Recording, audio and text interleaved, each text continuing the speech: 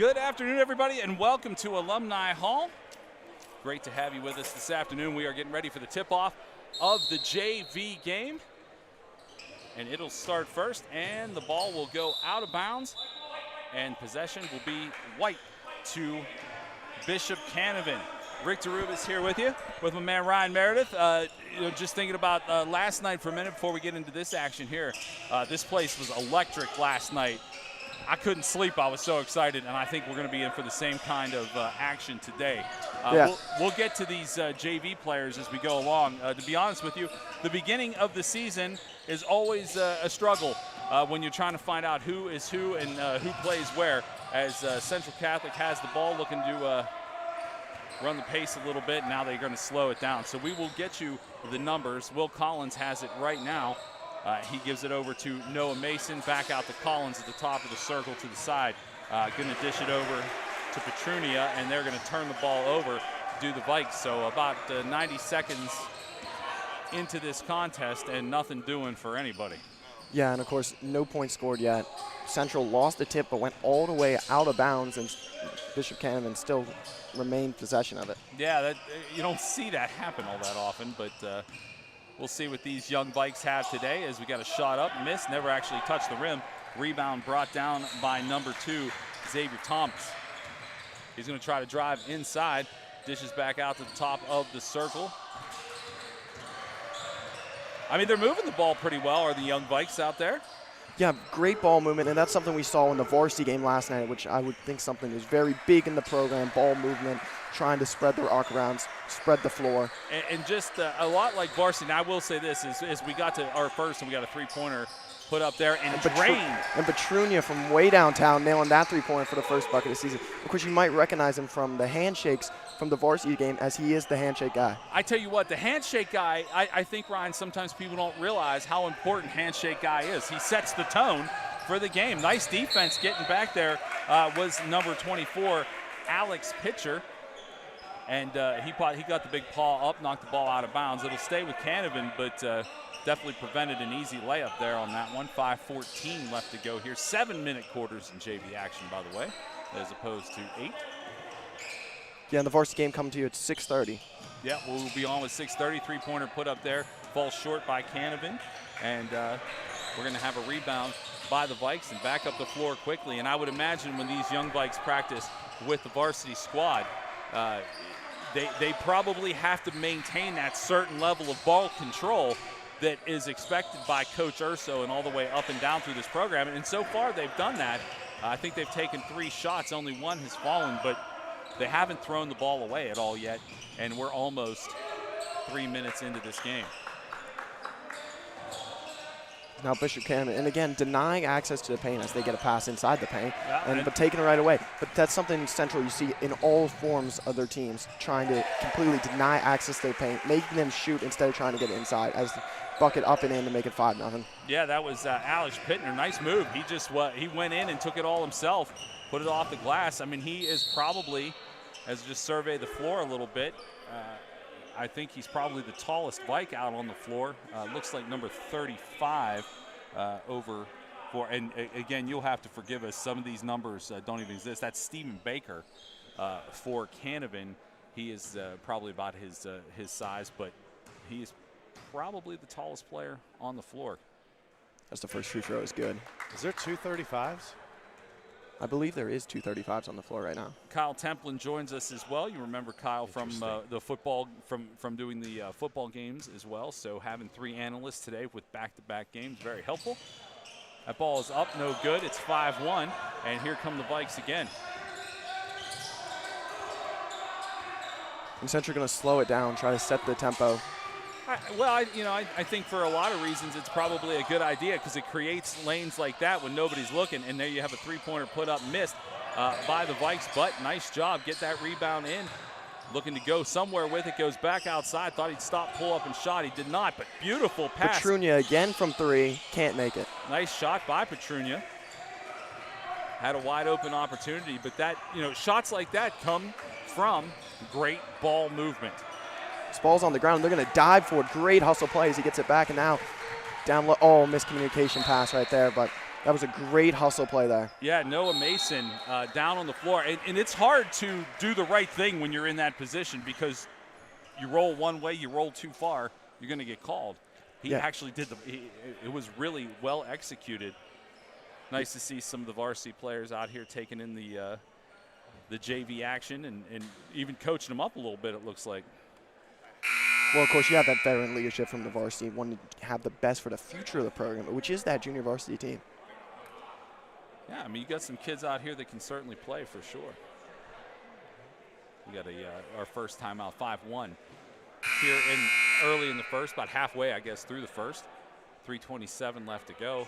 Hope everybody's lawns are okay. I saw a lot of downed trees on my way. It was a very windy day here for those that are joining us from other places, not in the Pittsburgh area. We thank you for that, for joining us wherever you are, and let people know that they can also watch these games. We're going to have a very good contest a little later on this evening, 6:30 with the varsity contest. Coach Urso gave us a little insight to that yesterday. Nice move, ball movement by Canevin. And good ball movement there to take advantage of Central on the break. Yeah, I mean, the only reason that happens was crisp passing, and Canevin certainly had it there, cutting the lead to 2.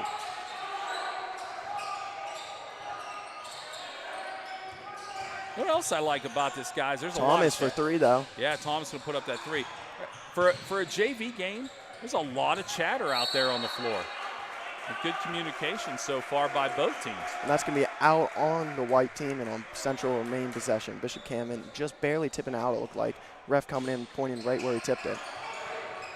Canevin wearing the white uniforms today with the blue and white checkers down the side.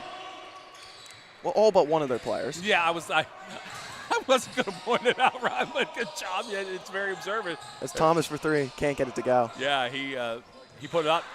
Well, that's it. We saw a heady play like that last night, too. In this instance, it was Will Collins that went up to grab that rebound, realized he was going to come down out of bounds, and just puts it right off the leg of a defender. So it'll stay possession with the Vikes. But that's a really heady play.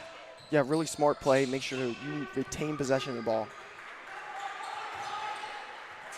Collins now has it at the top of the key. The screen set, gets down low, and up and in. They call a charge down, and it'll be going the other way to Bishop Canevin. Yeah, you got to wonder, actually, you got to give credit to Bishop Canevin here because their defense on the inside there is actually pretty good. It's the reason why they have to take, Central Catholic has to take low risk or, low percentage shots on the outside there. I honestly, I like that. Even if it was called a charge, I still like that aggressive move by Alex Pitcher. I thought that was. As a Hail Mary pass is intercepted. Yeah, that's good hustle. Noah Mason, good hustle. Here comes Pitcher again. He's going to put it off the glass. It will not fall for him. Canevin there for the rebound, goes out of bounds. It should be. Oh, I thought it went off Canevin. I did too. I thought it, from my angle, looked like it bounced off 20, and looks like the way they're going to call it. That's happening here in the far corner from us. Nice steal on the inbound by Canevin. Tried to get cute on his inbound pass there. Tried to put it through his legs. There aren't a lot of John Stocktons out there in the world. I mean, I applaud your effort, young man, but you better watch a lot of Stockton footage if you want to start pulling that off. Maybe some Jason Williams. Nice defense there by Alex Pitchner. Certainly been the physical presence in this game, guys. Did he pick up that foul there? Was that on him? No. Yeah, it was. That's his second foul. He will probably be visiting a bench near us soon. Yeah, in foul trouble early. Want to get him out, save him for the second half. Yeah, it looks like we got Redmond getting ready to come in. And that will be the case.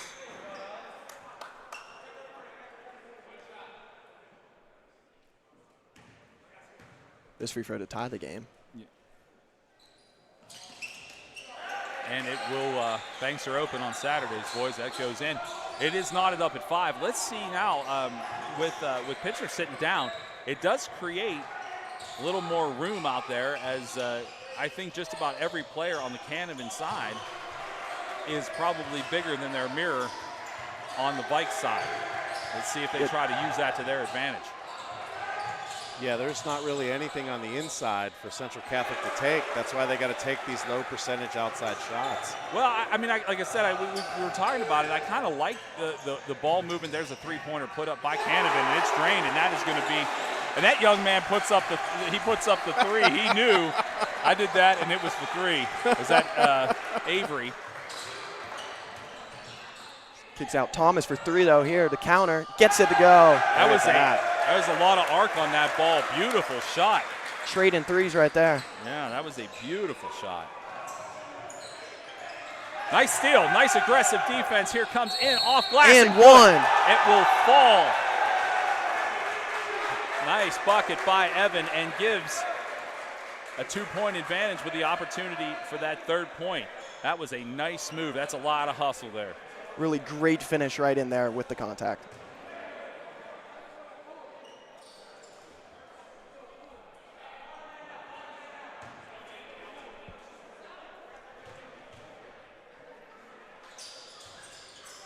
And they will finish that three-point play, 11-8, with 1 minute left to go here in the first quarter.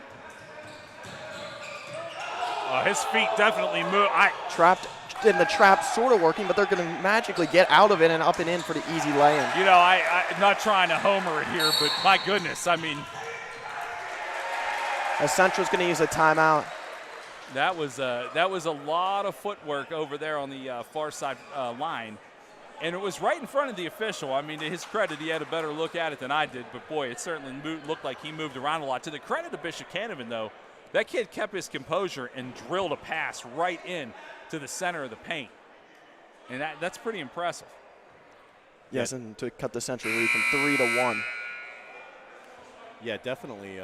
Like you were saying, Rick, I mean, he was trapped over there in that area, and he was able to find it out. I mean, good on him for looking for that. But, yeah, the official was right there, and he even shook his head no whenever people yelled for the traveling call. And everybody in here did, in unison, yeah. Pretty much yelled for that. But didn't happen, and we got 48 seconds left to go here in the first quarter. Thomas is going to bring it up the court. Looking for somewhere to go for it. They do find somebody. It's Will Collins who's going to pass it back over to Thomas. Back to Collins, back to the top. What are they going to do? Mason thought about it. Yeah, he certainly did. If that pass would have been cleaner to the near side, I think you'd have saw a three. Running in. Trying to get the floater, won't get it to go. Yeah, I mean that, but that was honestly the most they had been in the paint in a couple of minutes. It's obviously a different theory when Alex Pitchner is not on the floor. It's down low, gets that to go and makes it a 3-point lead. Nice steal. Yeah, nice hustle. Everything there but the finish. Just can't pull it in there at the line for Redmond.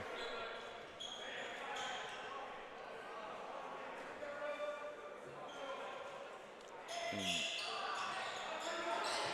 be nice to get a quick steal here with these last 11. Clock's ticking. Bishop Canevin almost pass. Yeah, they almost threw it out of bounds, trying to get that ball across the line. They do. There's only 4 seconds left. Three-pointer going up. Nope. Go down inside, and that was a really well-timed, and we did have a shot there, well-timed, well-designed play by Bishop Canevin. 13-12, your score here at the end of the first. We're going to take a break. We'll be back right here from Alumni Hall. In a rush? Make Applebee's To Go your go-to. Just order online or download the app today and pick it up curbside when you text, "I've arrived." Now that's eating good in the neighborhood at participating locations.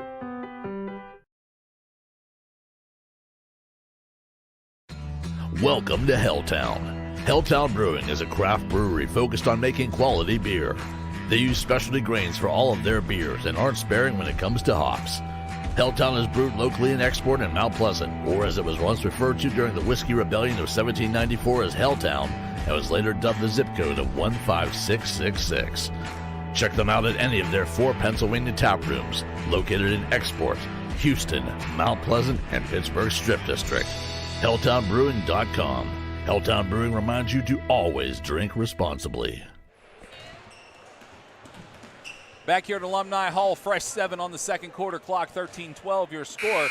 And, I mean, obviously it's a 1-point game. It's close. But physically, guys, I think it's really close. I think you're seeing a lot of things that, what I will say this, Bishop Canevin, a little better at the long pass, I think, so far that we've seen, guys. Yeah, they've had a lot of long passes converted into to like wide open people in the paint. Of course, that last possession on that quarter there for Bishop Canevin was the perfect example of them taking advantage and going almost a half-court pass into the paint. Yeah, Bishop Canevin certainly has a plan so far. I think even though they find themselves with a 1-point deficit, has certainly come in here with a plan, and they are executing it pretty well.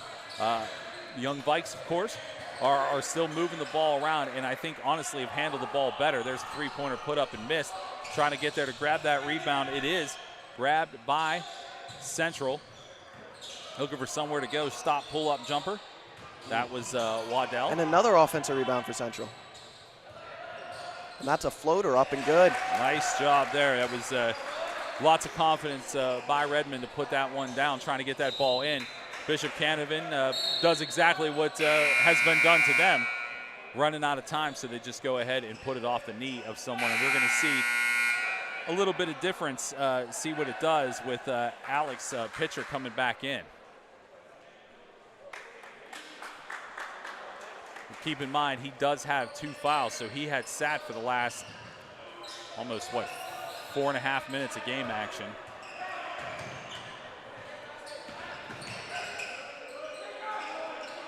That's a deep three-pointer, and it's good. Wow. That was a deep three-pointer. Wow. That was number 25, Vaughn. It's up here. Yeah.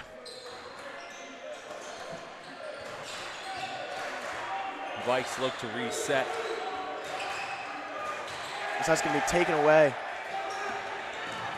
Canevin trying to go in strong. Nice defensive play there.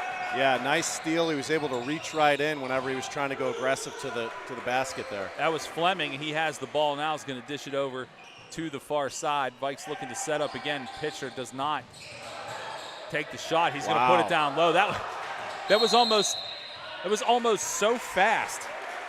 That movement was so fast. And they're going to get Canevin on the foul. Fouls, by the way, 4-2. That is on number 25 for Bishop Canevin. That's Vaughn, who just made that deep three-pointer. 15-15 all.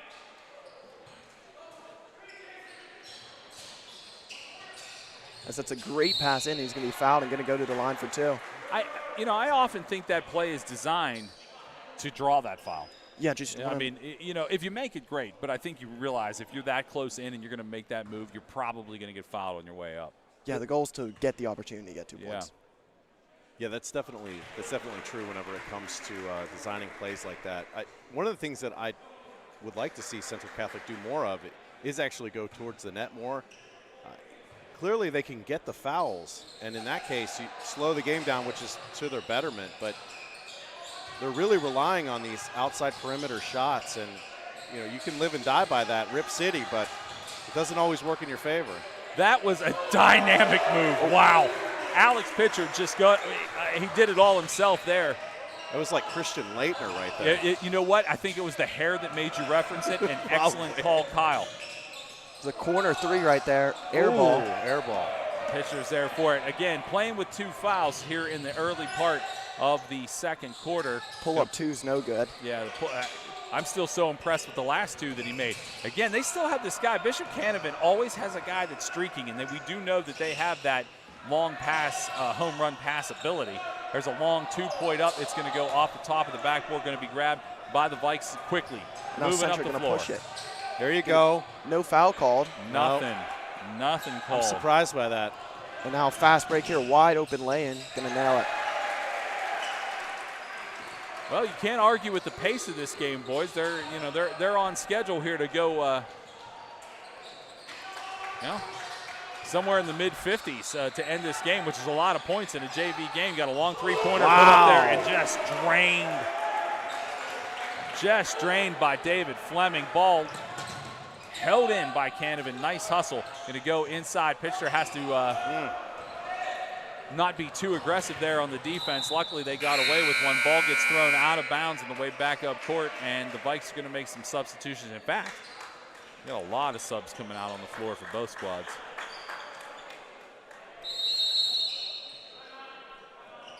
Yeah, a lot of ins and outs there when we're talking about players coming on and off the court there for substitutions. And why not? I mean, look at the pace that the game was at there for 2 minutes of play. Well, you know, just overall the pace of the game has been pretty intense, 21-17 as we're taking this timeout, but the whole thing has been quick. Yeah, there's no doubt about even that. last night, even the varsity game last night, again, obviously it's a different team, but the pace last night kind of started out at a lightning pace. Second quarter, kind of a lull. This JV team, both JV teams here, just been lightning the whole time. Yeah, just trying to keep pushing it, that fast tempo. The more shots you get, the more you can make. We'll have to take a look at the shots when we get to halftime because I feel like there have been a lot of shots. Actually, I feel like the percentage, the actual completion percentage here is pretty high. We haven't seen a ton of missed shots. Bishop Canevin looking to slow it down now. And that's, there you go. That was some tenacious defense right there by number 3, Ty Waddell. Petrunia comes down with the board. Petrunia has a 3 in this game too, as our man Ryan mentioned at the beginning too. He's also a very important member of the varsity team. He is handshake guy, which will be a fun thing for those that didn't watch last night. New handshakes this year during announcements. Pull up from the foul line. No good for pitcher, but here comes Canevin again, 21-17, looking for more. His feet definitely moved. I'm not sure. There you go. I was going to say. He tried to hit almost a no-look pass, but of course, traveling in the act. Well, I think he thought different when he started in the motion of it because he stopped and pulled. I think he knew right away. Yeah, that stutter step is what did him in. Yeah, I think he meant to. I think he either meant to pass or shoot and then changed his mind in the act. Petruni on the far side going to get it back up top.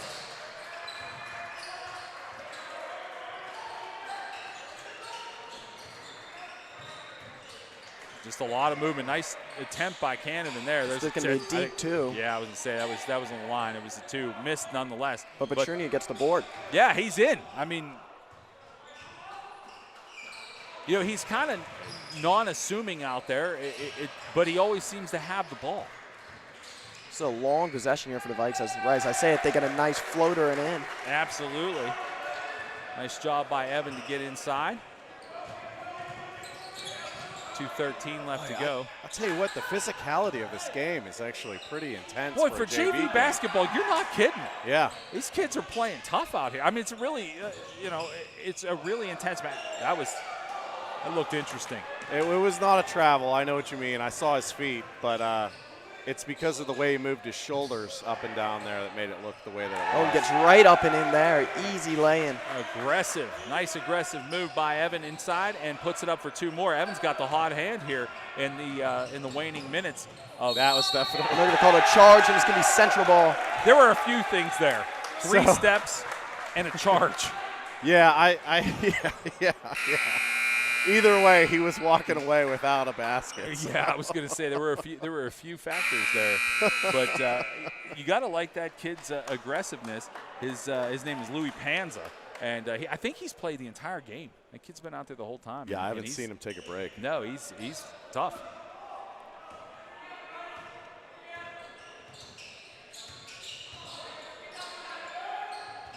.109 left to go. Thomas down to Petrunia, and a great pass down there for an easy lay-in again. That's what I mean. Petruni, he's not, I don't want to say this to offend, he's not doing anything spectacular. He's just always in the right place. And I guess that in itself is actually a spectacular thing to know where you need to be every time. That was an awkward 3-pointer put up and no good. It'll be picked up by Collins. Yeah, Collins is on the move.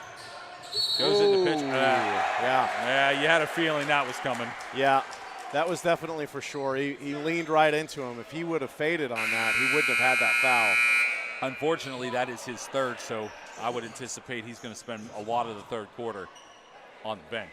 But the biggest margin of lead for Central today right now with 10. Yeah, double digits. And it was well, actually at one point, Bishop Canevin did have a 1-point advantage in this game. Nice pass. Bishop Canevin making it real, but that was a really good pass. That is one thing both teams seem to be doing extraordinarily well, as it looks like The Vikes might be happy to set up for a final shot here with 26 ticks left on this first quarter. That ball got kicked.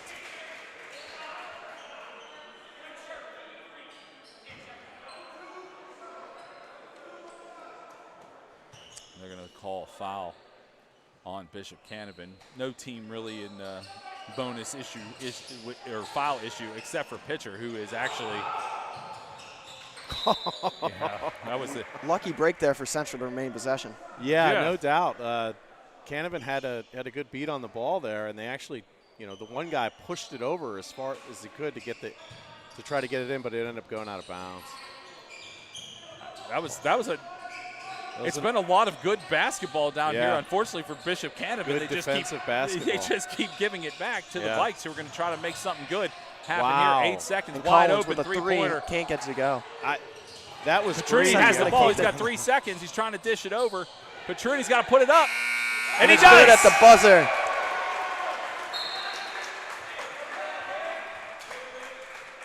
Good play. I actually thought that Central Catholic got a little greedy there. I'm surprised the guy passed whenever he was right underneath the basket.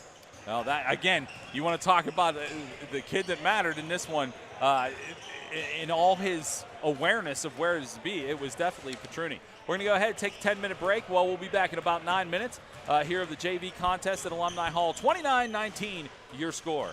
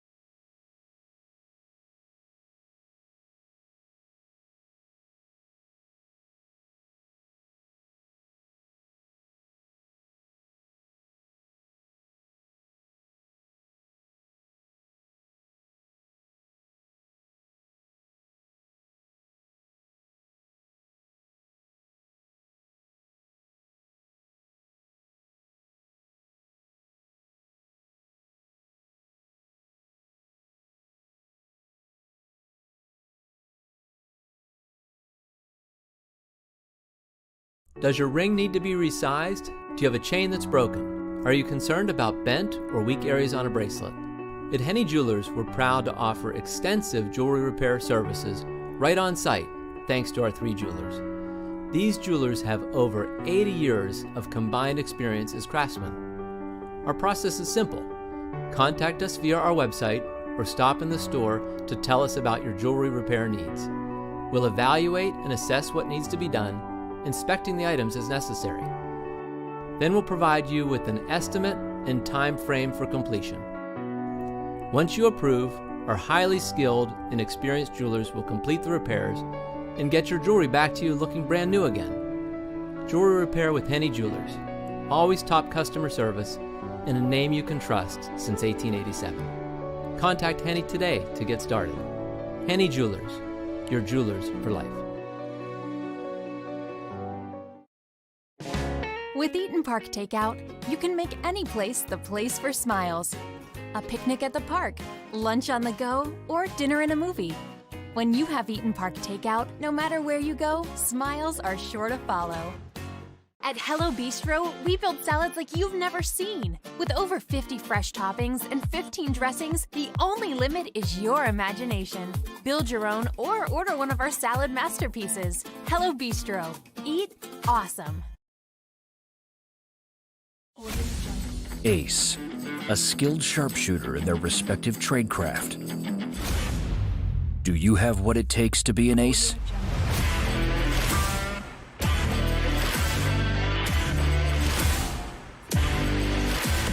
Located in Homestead, Pennsylvania at the Bank on 8th, Ace Axe Throwing is the place where you and your friends can throw axes, drink, have fun, and compete to become an ace.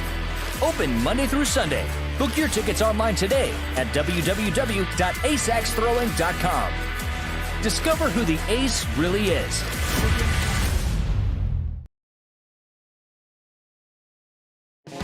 With Eaton Park Takeout, you can make any place the place for smiles. A picnic at the park, lunch on the go, or dinner in a movie. When you have Eaton Park Takeout, no matter where you go, smiles are sure to follow.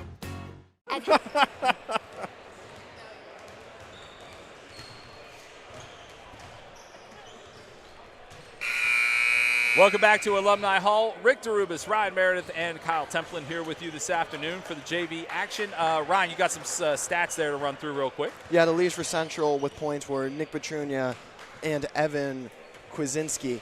Kwasinski having 9, Nick Petrunia having 7 in this 29-19 game. Yeah, that was a sharp half of basketball for honestly for both teams. I know it's a 10-point advantage. I just don't want to underestimate what the Crusaders had done in that first half too. They have something that, quite honestly, we haven't seen. I don't want to say that Central doesn't have, but they have an ability to pass the ball long. What Central is doing and doing very well, guys, is they are moving that ball side to side and finding an open man for a three-pointer. Yeah, great ball movement really by Central, which is something that you see all in the varsity and in the JV games with the great ball movement. But on the other hand, Bishop Canevin is pushing the momentum, trying to get like these Hail Mary passes to work, which was working sort of in the first quarter, but in the second quarter was shut down, which has led to this 10-point lead. Yeah, I mean, when you know, for coaching's sake, you have to kind of look at what are they doing that actually is helping them jump back into games. Now, for the last 3 minutes of the second quarter, the hammer was generally put down by the Vikings, but it was it does keep them honest. And they've got a turnaround jump miss. And I'm actually surprised about this, guys. Alex Pitcher is starting here in the third quarter. Keep in mind, he does have 3 fouls and probably the most physical of the Vikes on the floor. And there he is right in the midst of it. And he's going to draw one here. Yeah, that seems like a weird move considering that you're up by 10. Well, I mean, I guess from last night, and correct me if I'm wrong, Ryan, I don't think he sees any varsity time. So, no, he does not play varsity. Yeah, so this is his, this is his game. It's Collins' air ball. Yeah, Collins put it out way in front of the rim there. It's grabbed by the Crusaders, and they'll move back up the floor. Having it in the near side, looking for somewhere to go. They do find. I was going to say, that's usually the guy who's down deep for them. So he's finding himself some uncharted territory. Nice tie up there. We got a lot of push there from Thomas. And did they call it a tie up? Yeah, they did call it a tie up. So that possession stays with the Vikes. And we are about a minute into this third quarter. But kicks it over to Petrunia. Yeah, Petrunia, I think, is just, again, in the right spot. His basketball IQ is obviously pretty high. There he goes. There's a shot. It's going to come off the front of the rim. And I was going to say, I watched him specifically to see what he would do if that ball didn't go in. And he actually was on his way back to where that ball landed before. Collins with the 3, though. No good. Short arms it, sort of. But a great hustle play by Thomas. And they're going to call his foot out of bounds when he touched the ball down. Yeah, but to just finish that thought, I watched to see what he would do, and he kind of had his basketball IQ is clearly very high. He knew exactly where to be if that ball wasn't coming back or going through the hoop, and he was there. Ooh. That was an interesting step there. And again, the ref shook his head there. So Petrunia gets a board and going to push the tempo here. Yep, slow it up, look around. Pitcher moves in, takes that jump step. He's going to put it off glass. No good there for the rebound. The Vikes collect it. That was Noah Mason. Nice work. Going to drive out inside. Will Collins going to dish it back out.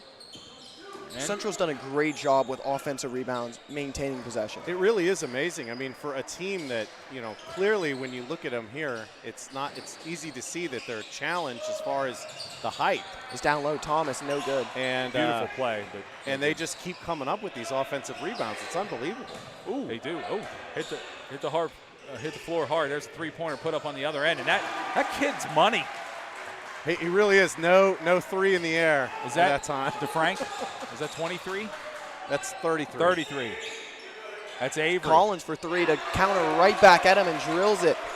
Collins lets him know we like this double-digit lead. I think we'll keep it. Ooh, good pressure by Central. Now Bishop Canevin going to try to get something with numbers and pulls up a three. No good. Yeah, that was grossly overestimated. And we are just about 3 minutes in, maintaining that double-digit lead. Are your Vikes? They're going to slow it down a little bit. Petrunia surveys, finds pitcher. Back out to Will Collins, going to kick it back out. Three-pointer put up, no good. That rebound is grabbed there, and then the long pass again. Wow. And drill it. They are really good in that transition. They work on that a lot. Yeah, they are really good in that transition. Because there hasn't been one of those that I thought was ill-timed. No. Not one of them. Petrunia pump fakes, kicks it back out. Corner three for Collins, though. That one in and out. So now Bishop Canevin going to push it up. So they kick over to the corner. One more pass, not going to take the shot. Looked like he had one, but then pulls up from a mid-range, about from the free throw line. No good, but get their own offensive rebound. It's going to be out on Central there and going to maintain Bishop Canevin possession. And you saw Avery again. He is that hot hand that they have at the three-point line. He's one of the bigger kids on the floor, but he is controlling the three-point area. He doesn't go down deep too often. He's obviously a pure shooter. There's another three-pointer taken, missed, and it's going to be grabbed by pitcher. Under 3 minutes left to go third quarter. Brought up the floor, Thomas shouts out his instructions. Stops, pulls it over, and gives it to the near side. Going to come back nice inside. Block. That was a very nice block by Bishop Canevin. 32-24. They'll slow the pace down.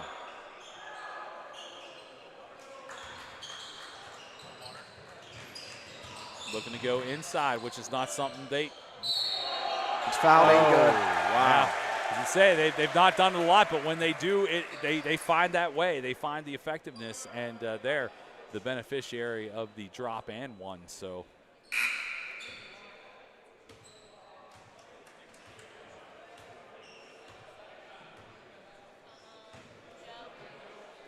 At the line looking for that is Henkel. No good for Henkel, and the Vikes collect it with 2:25. It's Thomas. So they give it off to Petrunia, who's going to drive in and Nice get it drive. up and under, Nice and a drive. nice finger roll right in there. He knew exactly what he was going to do with it. He used that screen to his advantage, came around, and just took it all the way to the hole. Stop, pull up, jumper, no good. Gets his own board, though. Let's hope that's on 2 and not 24. Let's see here what. Okay, they called it on 10, actually. That's Petrunia. That's only his first. Actually, only the team's second.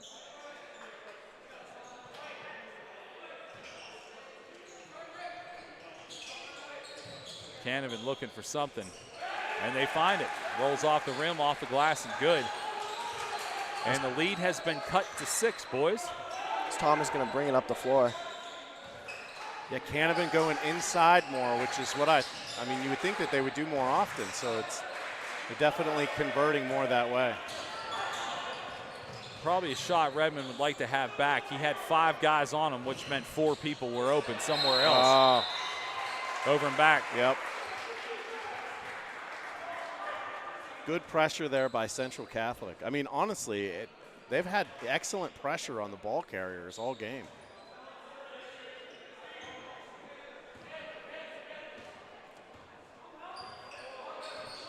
We got about 80 seconds left in this third quarter.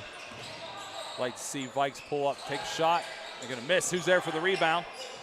Goes off Canevin and stays possession. Nice hustle play there to try to get to that loose ball. That was Thomas. He's going to inbound here from the corner. He's looking for somebody to join him in the idea of getting that ball back into play. Finally, they do. Vikes looking around. Kick it back all the way out to Petronia. Yeah, that's a good pass, actually. Kind of that hook pass.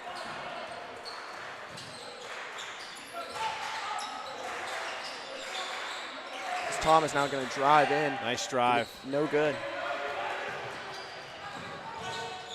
He is a pesty defender, is Thomas. And I was going to say that may have gone past pesty right there. Thomas actually just more of a hip check. Yeah, that pretty much was a hip check right there. I don't think he meant to come. I think. No, I mean, it wasn't a vicious, malicious hip check, but he certainly. He just came over too far. He didn't expect him to cut back. Yeah, so that was. But yeah, it looked a little worse than I think it was. Yeah. And then off the inbound goes out of bounds off of the bike. So they'll try to inbound again right in front of the Canevin bench. That one's going to be trying to take it away. Excellent pressure. That's a nice move right there. They drew a lot of defenders out towards the line, which left number 35 wide open for Bishop Canevin. They've cut the lead to 4. 25 seconds left to go. You'd like to see the Vikes collect a couple points here. Nothing doing. And Canevin able to grab that ball, could cut the lead. They call timeout? I believe that they did. Yeah, they called timeout. So they have that possession across the floor with 17 seconds left to go here and looking to maybe cut this lead to 2 or less. Yeah, and of course they've really brought this lead down from 10 to 4 really quickly. But I think this game, how this game's been going, Central could easily break it back out to 10, or could be easily Bishop Canevin's game. Yeah, I mean, you have to admire what the Crusaders have done here, coming into an environment where it's obviously a. Although I will say this, there's a nice contingent of fans over there for Canevin as we will get to the varsity game here. That will start at 6:30. And let's check the Bishop Canevin has actually done a really good job of, again, like putting their best players, their best shooters on the inside instead of on the outside. And you get high percentage shots that way. And I get it. It's not as exciting as shooting a 3 all the time, and you don't go up in a hurry, but they've been able to grind their way back into this game. And if they keep doing that, Central Catholic is going to be in a lot of trouble.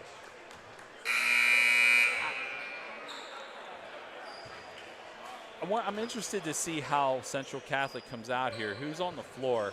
Obviously, they put their pitchers on the bench. You don't want to risk that 4th foul here with 17 left to go. Nice shot. Takes it right away and gets up. No good on the lane, though. No, could not finish.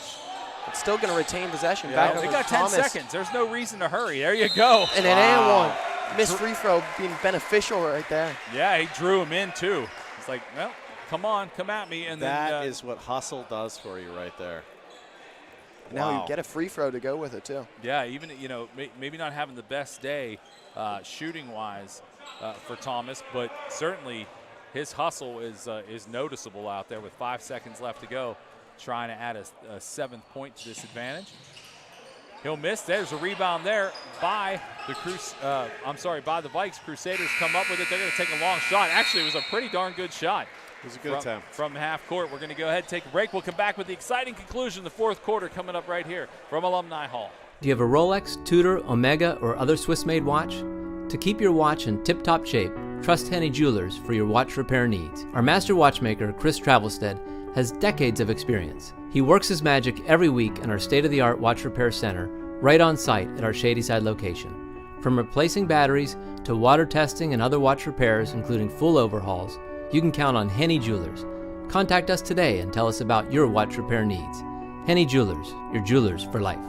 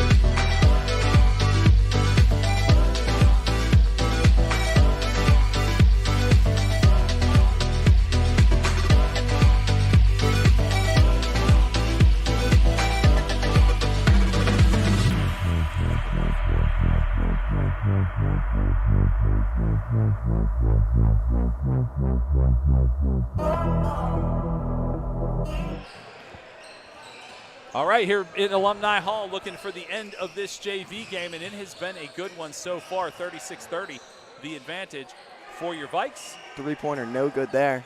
And nice job of rebounding for your Vikes on the floor. They're trying that long pass, and they do actually connect, I think, with their first maybe home run pass of this game, Ryan. And nice job and put away for two. Yes, terrific pass right down there for the easy lay-in to make this lead 8 points. And maybe now they're looking at long passes a little too much. And we're back to a 10-point lead. That's that quick. Yeah, the press that they're using is really good. Well, that's the thing. You've got so many kids that can just run for days on this team. Obviously, well conditioned. Oh, that was a horrible shot. Our young Vikes out there, and turnaround, no good. That's the second time. Offensive rebound, and jump ball call. Possession error is Central's. Yeah, so there you go.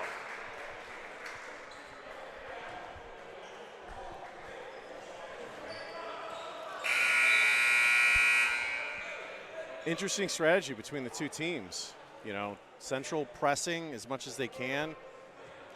Bishop Canevin, no press. Well, I was going to say, I think it's probably a little shocking to the Crusader system there that the press was on so heavily. Sure. And in that first minute. The Vikes have been able and to. And again finds him down low, but not going to get to go. But a great pass to get down in there. That's what I was going to say. The Vikes are now going down low, which we haven't seen a ton of. And I think it was kind of a shock to the system of the Crusaders of Bishop Canevin to like, wait, what are they doing? And then when they hit those two long passes. That one's going to be taken away, them trying to get the long pass. Well, live by the sword, die by the sword. There's a three-pointer put up and out of bounds. It's going to go off of the hands of number 25 in white, and it'll stay on blue. Looking for somebody to get open. That inbound, by the way, was telegraphed perfectly. Foul's being called on number 12 for Central. That is Redmond. And I heard him say, "What'd I do?" I heard it clearly. Last night you couldn't hear anything in this gymnasium. I would imagine tonight at Alumni Hall will be much of the same. But right now during the JV contest, a few less people here, and you can hear the floor pretty well. There's a drive inside. It goes down. And one and right in, and a great job there. And going to stretch this lead to 12. I'm going to have a chance to make it 13. That was number 21, David Fleming, making the move.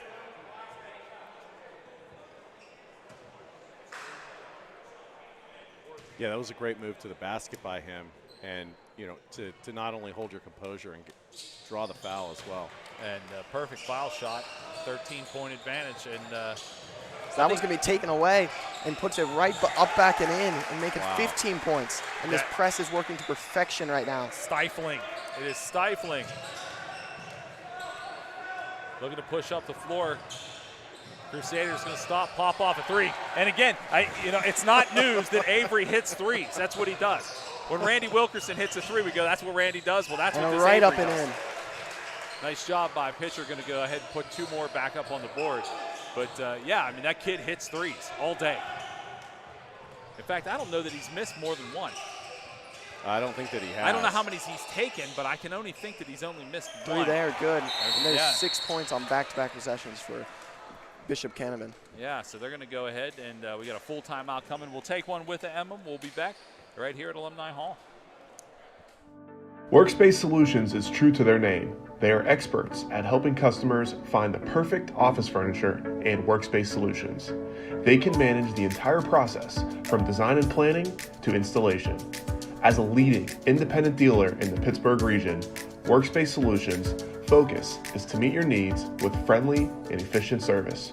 You can visit them online at wsioffice.com.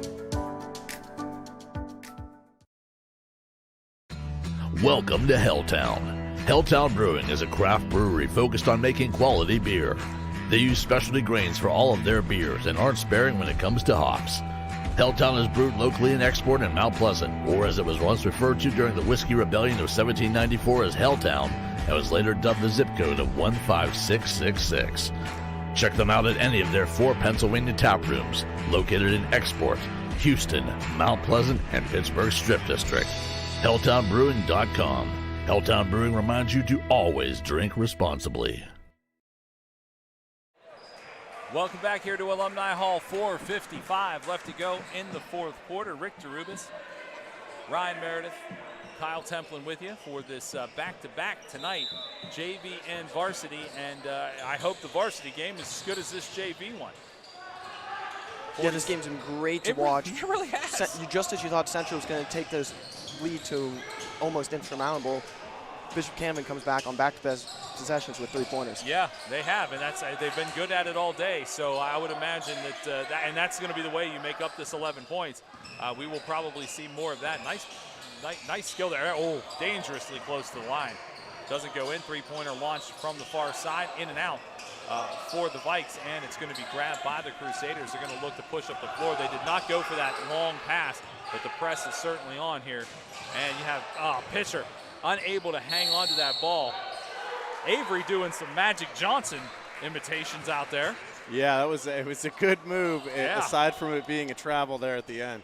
Yeah, he was. That was a good thought. Pitcher stop, pull up, jumper, no good. There for the rebound are the Crusaders with 4 minutes left to go in the 4th. Yeah, the Crusaders, it's hard for them to work with this press, you can tell, because they're so used to that transition down the court in a hurry that no one's coming back to help out the ball carrier. Well, they broke it there with an opportunity for 3, and something they have been good at all game long. Honestly, it looks like, and I think that the Crusaders coach is a little upset about it. Kind of looks like somebody was holding the jersey of the player that was going out to grab that ball as it was going out, and it works out in the Vikings' favor. Got a couple of substitutions in the game. Who's that? Collins and Petrunia that came in.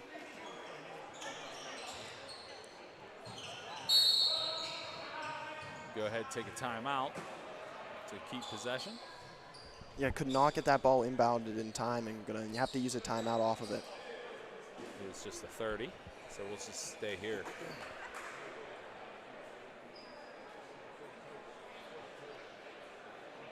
You see the Bishop Canevin coaches heading back to the locker room to get ready for the varsity contest. Keep in mind that actually this is a full timeout. Emma, we'll go ahead and take a timeout if you don't mind, and we'll be back with the rest of this one here at Alumni Hall. In a rush? Make Applebee's to go your go-to. Just order online or download the app today and pick it up curbside when you text, "I've arrived." Now that's eating good in the neighborhood at participating locations.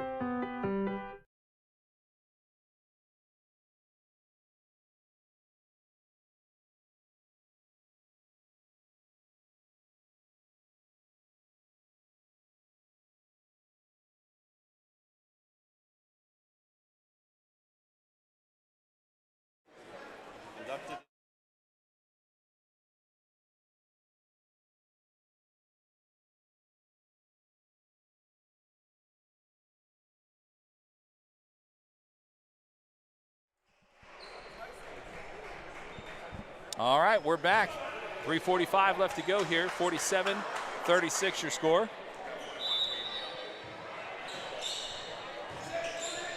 Looking to inbound.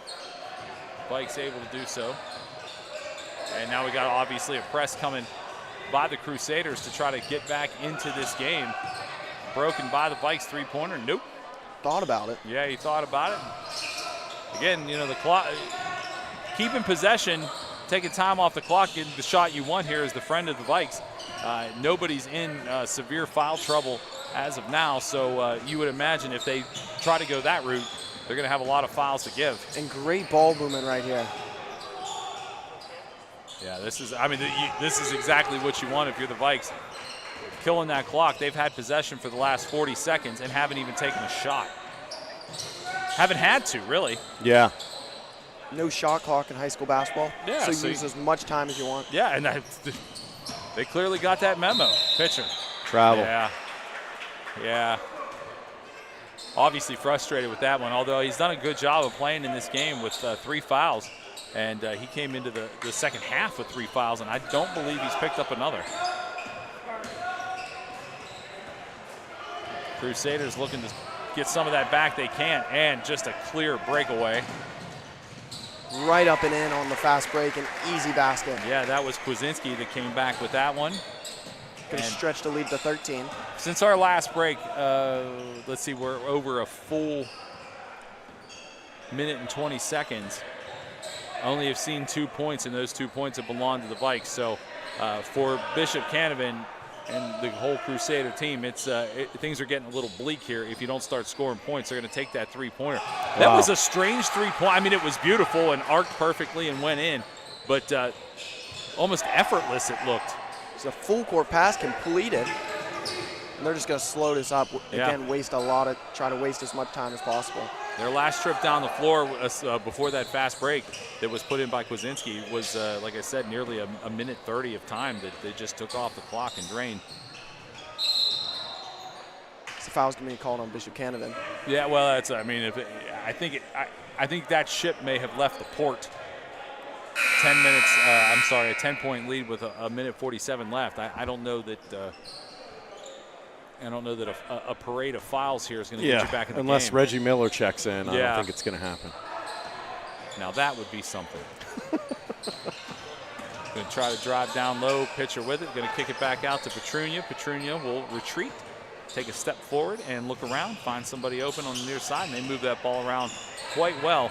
90 seconds left to go here, fourth quarter. And such great ball movement right now. Yeah, it's. Yeah. Again, I get it. You just want to kind of stop the insanity of what's happening there, but I'm going to take that foul, and really, I don't know that there's enough time to build a 10-point to get out of a 10-point deficit. It is a full timeout. We'll take one, too. We'll be back in just a minute here at Alumni Hall. At Henny Jewelers, we know that sometimes you need jewelry that is extra special or unique. That's why we're proud to offer custom design services. Our highly skilled and experienced jewelers are some of the best in the industry. We'll create whatever your heart desires, working within your budget to design and produce a masterpiece just for you. From designing your dream engagement ring to updating family heirlooms, the possibilities are endless. Custom design at Henny Jewelers. Get started today. Henny Jewelers, your jewelers for life. With Eaton Park Takeout, you can make any place the place for smiles. A picnic at the park, lunch on the go, or dinner in a movie. When you have Eaton Park Takeout, no matter where you go, smiles are sure to follow. Welcome back. We've got, about 90 seconds left here. Actually, a little bit under that, 122 here in the fourth. I don't know if they maybe took that last foul. We'll see. I guess that's the best way to put it. We'll see what Bishop Canevin decides to come out and do, but to me it seems like you've wasted a lot of time if you were going to go that foul route to try to get back into this game. Yeah, I've wasted a bunch of time, but that's all credit goes to Central Catholic with their great ball movement. Yeah, really. I mean, they've just been really sharp about that into pitcher. Moving the ball around nicely are your Vikes, and they're going to go ahead and get fouled again. Still not in the bonus yet. Yeah, I was going to say, it seems like you wasted there 8 seconds to really get nowhere. Petrunia with it. Kicks it back out far, and here comes the foul again. And now we do see the Vikings in the bonus. Gonna have a 1-and-1 here.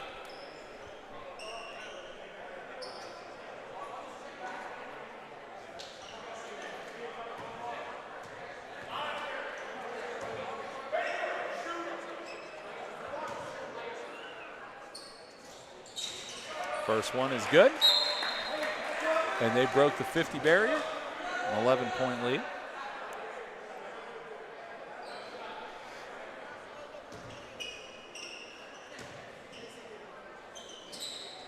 Second one is true as well. On the line was Will Collins. He put them both away. Home run pass again, and works perfectly for the Crusaders. But then again, I'm not sure exactly what the and here comes the foul again with 61 seconds on the clock. So Petrunia's going to go to the line.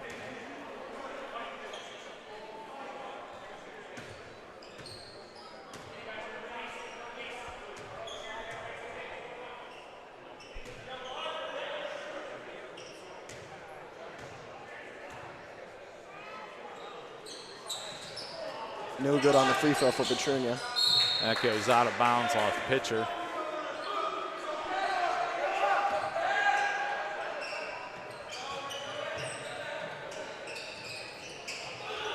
Crusaders do inbound, and they've got to get it up the floor quickly if they want to collect any more points on this. He is going to get a foul. And that is the third foul on number 11, Kwasinski.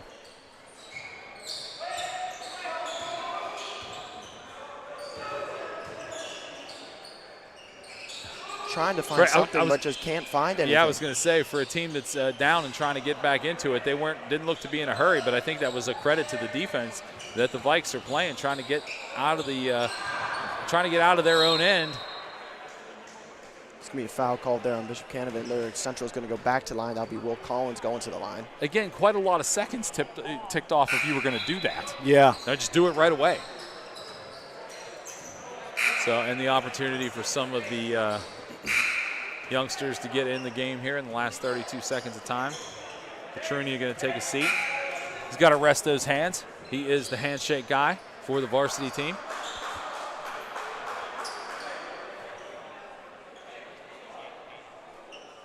On the line, we've got Will Collins.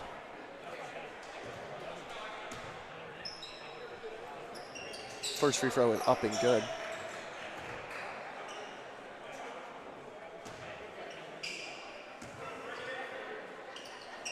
Second free throw is good as well. Yeah, they've actually been really good from the line today, like super good.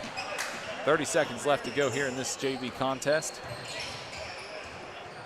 Crusaders looking to get maybe one of the younger guys doesn't get a ton of playing time, get him an opportunity to shoot. They are going to take a three-pointer. It's going to go off the back of the rim, no good. Pitcher has it, and I am sure he will be content to just get this ball across the line and let it in. 5 seconds left to go. And the crowd shows their appreciation for what the junior varsity Vikings have done. Your final 53-41. We're going to go ahead and take a break for about a half an hour. We have the varsity contest starting at 6:30. So for Kyle Templin, Ryan Meredith, I'm Rick DeRubis. We'll be back with you in about 27 minutes here from Alumni Hall. Does your ring need to be resized? Do you have a chain or other jewelry that's broken? At Henny Jewelers, we're proud to offer jewelry repair services right on site. From resetting diamonds to sizing, soldering, clasp repair, bead restringing, and more. Our highly skilled and experienced jewelers are some of the best in the industry, with over 80 years of combined experience. We'll work with you to get your jewelry repaired quickly with top customer service and a name you can trust. Contact Henny today. Henny Jewelers, your jewelers for life. Workspace Solutions is true to their name. They are experts at helping customers find the perfect office furniture and workspace solutions.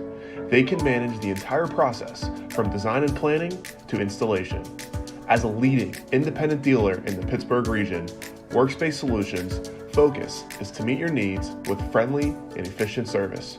You can visit them online at wsioffice.com.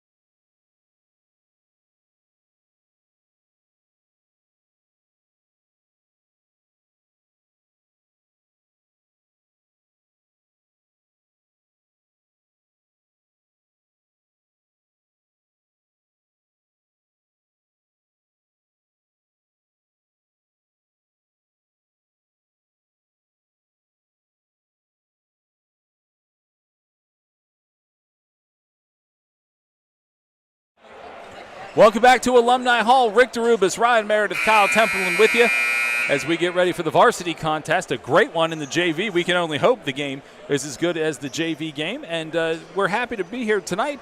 A few less fans than last night. Can't oversell the electricity in this building. But I have a feeling the group over there, Ryan, of your classmates are maybe smaller in numbers tonight, but I think just as mighty. They look like a rowdy crowd. Yeah, definitely just as rowdy for this sort of revenge match from last year. Of course, Central lost to Bishop Canevin 71-42 last year at Bishop Canevin. Yeah, that was something Coach Urso mentioned to us last night in the post game when we were talking about all the good things from last night. He certainly had this one circled on his calendar, and there is no doubt about that. We're going to turn it over to Amari Smith, a student here at Central Catholic, who is going to do announcements for us tonight.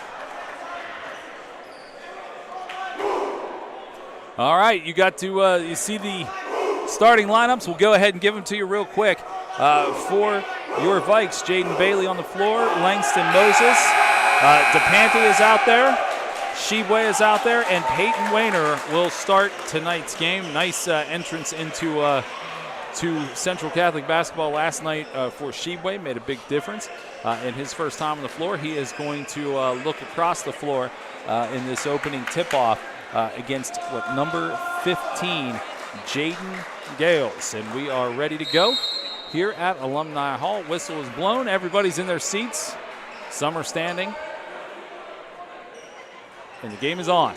And that ball is going to be taken by the Vikes. And tip one by Shebue, which went right into the hands of Langston Moses. Langston last night had a bit of an ankle issue, it looked like, but able to come back and play in the latter parts of last night's game. Doesn't look to be hindering him at all tonight, although it does look, I can't really tell, he may have a couple of ankle braces on. Peyton Wayner's going to keep that possession, finds Jade in the corner. Jaden's going to come outside, go down in the paint, down low, in and out, no good. Rebound, Shebue can't get that to go. Yeah, Shebue couldn't get it to fall, and Jaden is going to pick up a foul. 32 seconds in, he's trying to reach in the cookie jar. Of course, last night Central won 59-37 over Mount Lebo, and trying to carry that into today's game. It's so early in the season. I mean, really, our information that we have about Bishop Canevin is what we know from last year. It's a different year. There's different guys on the floor for both teams, so we'll see where we get to. Nice steal in there by Shebue. He's going to get it over to Jaden. Ooh, yeah, risky business, but worked out, and it's back to DePante. Going to drive inside. Nope. Stop. Pull up. Give it to Wayner. No room for Wayner to do anything with it. It's going to go off Peyton's fingertips and out of bounds. And the possession in the first minute, 1 second, will go back over to the Crusaders. Bishop Canevin wearing the white jerseys tonight. Bishop at the top, Canevin at the bottom. Numbers in between. They have the light blue and dark blue trim. Your Vikes are wearing the... As great defensive effort there by Shebue. Your Vikes are wearing the blue with the dual yellow stripe down the shorts and around the neck and sleeves. Central on the top, Catholic at the bottom. Numbers in the middle. Driving inside is Bailey. He goes into the hole. He's going to get fouled for his efforts.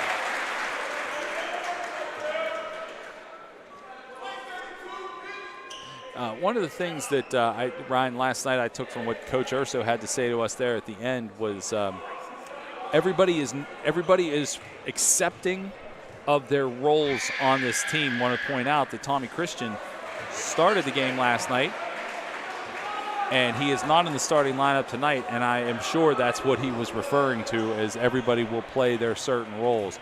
Some days it falls in your favor, some days it doesn't, but I'm sure Christian's going to play some strong minutes here in this one tonight as the first one, or the second one rather, falls from the line for Jaden, and it is 1-0. Yeah, and you got to think it's going to be game to game, who you're playing, who you want on the floor. Last night they played Mount Leba, a more fast-moving team. They smaller, too. Smaller, fast-moving. They want their guys who are fast-moving out there. This game, much bigger guys out there. One of the big guys in Langston Moses and Shibwe both started. Going to try to drive inside. Nice move made. Nothing doing there. Looking for the foul, too. Yeah, he was waiting, but it didn't happen. Shibwe pulls the board down, and Jaden carries the mail back up the floor. Finds Peyton. Peyton looks for some room, can't find it, and he gives it back to DePanti, who usually makes room. He stops, puts down low, tries to get it to Shibwe. It goes off of a Crusaders defender and out of bounds. So they will inbound underneath the hoop. It looks like it'll be Jaden handling that. Tremendous defensive effort on both sides so far. All right. DePanti stops, pulls up, drains that floater. And a great mid-range shot by DePanti, really just ice cold to nail that one. Crusaders bring the ball down. I mean, he was trying to deliver the mail completely on his own. He does manage to do that. That is number 32, Kevon Price, who drives down inside and draws the foul. That foul's going to be on 11, DePanti. His first, team second.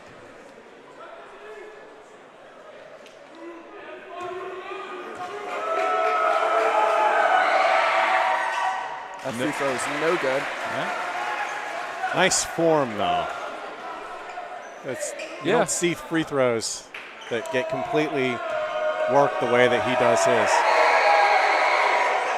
Second one is true. I thought his whole move to get in and create that opportunity for himself was really nice. He streaked down the far side and into the paint. Here comes DePanti with it. Looks around over to Jaden. Jaden points. Trying to get somebody to move, doesn't, and hands back to DePanti. Takes to the near side, going to drive inside. Nope, stops, pulls up, finds somebody who's looking for Langston. Can't find him. Langston can't take it, and all the way in and good. No foul on the way in. That was number 1, Shea Champagne. That was really close, too. I'm surprised that wasn't a foul. DePanti, nifty move off the rim, off glass. Oh, wow. Shibwe was there, but couldn't touch it, and it doesn't fall, and it's 3-3. 4:47 left to go here, first quarter. And if you wanted all the action, you got it. This game is moving at a torrid pace. Yes, fast pace, not a lot of fouls, not a lot of out of bounds. And it looks like we've got Randy and Tommy Christian getting ready to check into this game, which I think is probably going to benefit that pace. Langston Moses is going to move it up the floor. Yeah, Langston, nice job, nice steal. Pulls up, gives it over to Wayner. Wayner to drive inside. Nope, back out to Langston. Big man going to shoot? I don't think so. Jaden takes it. Goes far side to Langston. I think he heard you. Yeah, I think he dared me on that one. I think he dared me on that one. Jaden Bailey and Payne Wayne are going to check out as Randy Wilkerson and Tommy Christian come in. So here's what we'll see on the floor.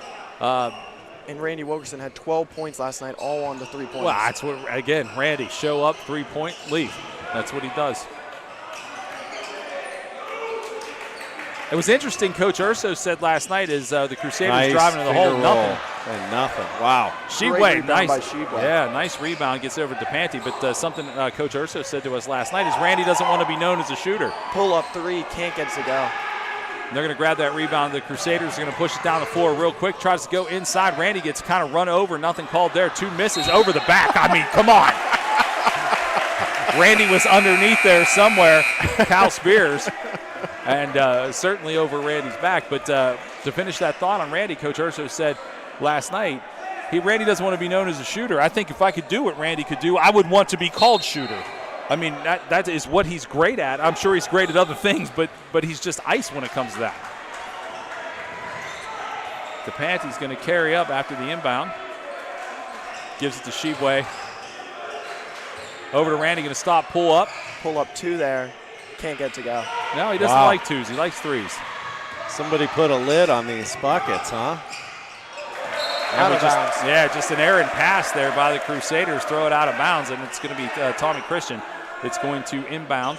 Doesn't look like there's going to be a lot of contention there. Vernon Sellers in the game for your Vikes with 3:12 here in the first. Sellers going to give it over to Shibwe. The kick over to DePante. Going to drive, put up a little this shot after some contact. I think he had no choice there. And a quick, fast break down the floor and good for 2. And we are knotted up. No, actually, it's now 5-3. Excuse me. The Crusaders take this first lead of the game for them. Kicks over to Tommy Christian and gives it over to Shibwe. I'm just going to throw this out there to you guys. The noisier of the 2 crowds are the visiting Crusaders of Bishop Canevin. Yeah, they brought definitely a good fan base with them. We're going to see Langston's going to check in. Shibwe coming out of the game. So you got Tommy Christian, Randy Wilkerson. Langston's on the floor. Sellers and DePante are your Vikes.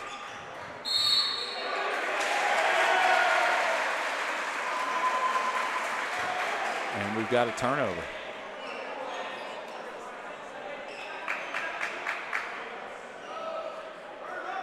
Central, of course, ran that press so well last night against Lebo, and they're going to try to continue to run it tonight. Crusaders get that ball in. Nice. 2 guys diving on it. Yeah, we had 2 Vikes dive on the ball. Unfortunately, they handed it back over to the Crusaders. They're going to miss on that quick shot. Sellers fighting for it. He gets it. Out of bounds. And MVP on that one, Coach Urso saw he had possession, called timeout before they could anything else could happen to that ball. So we're going to go ahead and take a quick timeout. We'll be back.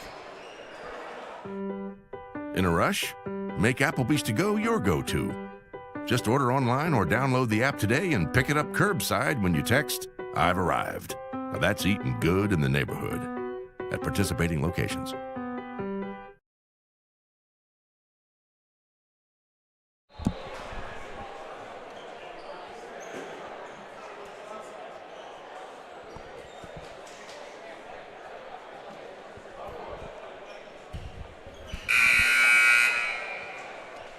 Welcome back to Alumni Hall. 2:18 left to go, first quarter, and it has been a fast-paced one at that. Crusaders up 5-3 over the Vikes, but I like what I'm seeing, boys.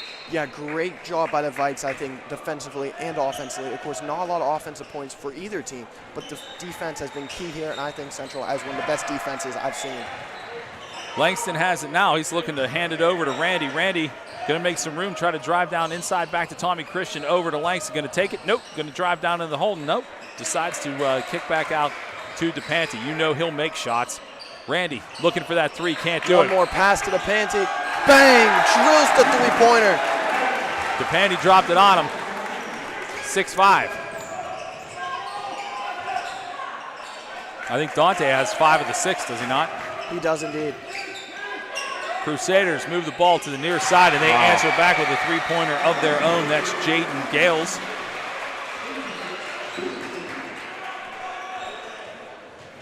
DePante going to drive inside. He'll be fouled on the way in. They're going to call no shot. They're called on the floor. It did fall, but going to call no shot on the floor. AD Rick Preda right in front of us disagrees. Yeah. As he probably should. I'm not sure what the... We're going to see some substitutions coming in for Bishop Canevin. Shea Champagne going to go back out onto the floor. He will be joined by Amari Evans. Going to get over to Langston Moses. Going to kick it over to Randy Wilkerson. Gets it to DePante. And there, I mean,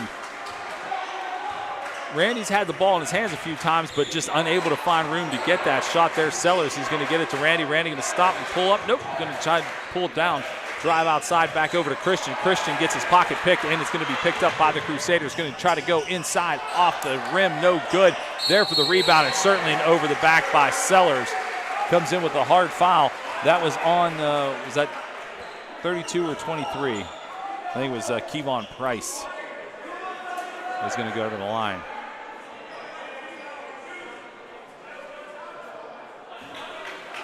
With a minute to go here in this first quarter, 8-6. Bishop Canevin misses the free throw. Yeah, pushes that off the front of the rim. Nothing doing there.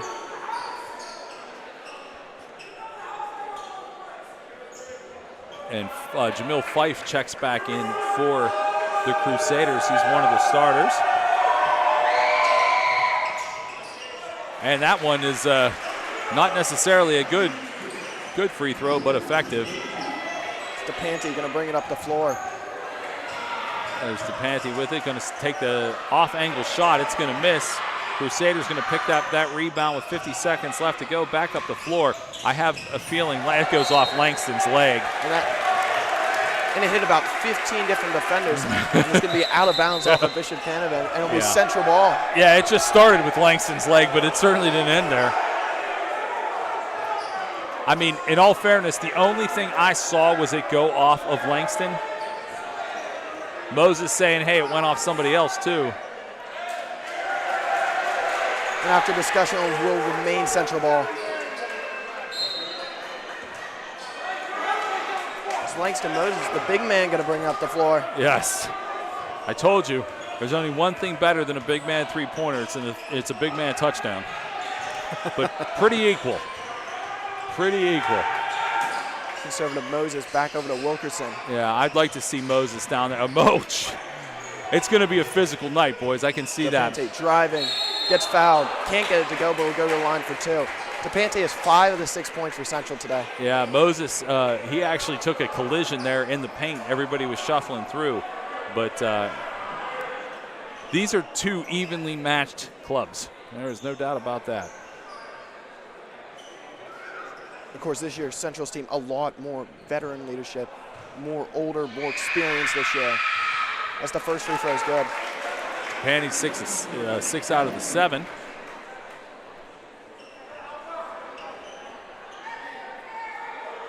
You know what we did get last night too as well, Kyle?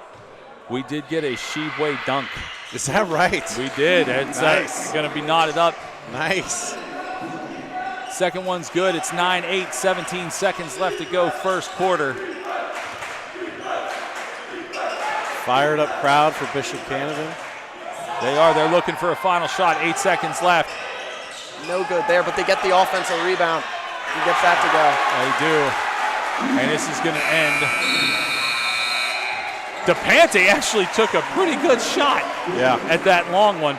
But it is going to end the first quarter. 11-8. We'll be back for the second right here at Alumni Hall. At Henny Jewelers, we know that sometimes you need jewelry that is extra special or unique. That's why we're proud to offer custom design services. Our highly skilled and experienced jewelers are some of the best in the industry. We'll create whatever your heart desires, working within your budget to design and produce a masterpiece just for you.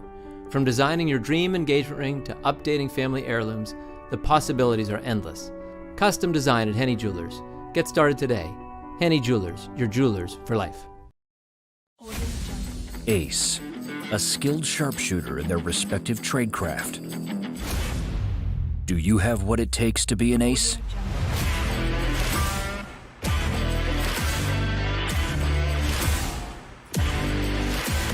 Located in Homestead, Pennsylvania at the Bank on 8th, Ace Axe Throwing is the place where you and your friends can throw axes, drink, have fun, and compete to become an ace. Open Monday through Sunday. Book your tickets online today at www.aceaxethrowing.com. Discover who the ace really is.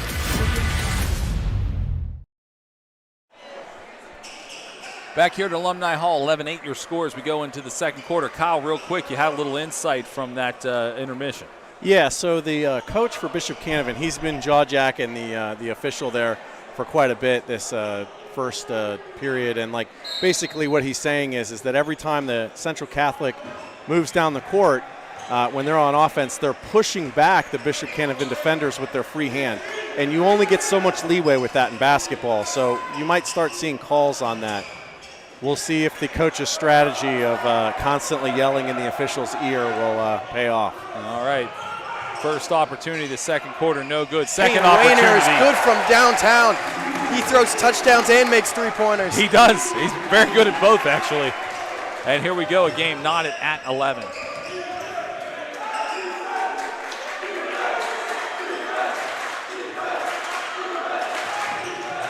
Jaden Langston, Shebue, Shane Bailey, great defense and great hustle. DePanty and Peyton Wayne are all on the floor. Someone was legitimately on the floor. Everybody seems to be okay, and the inbound coming for the Crusaders right in front of the Viking bench.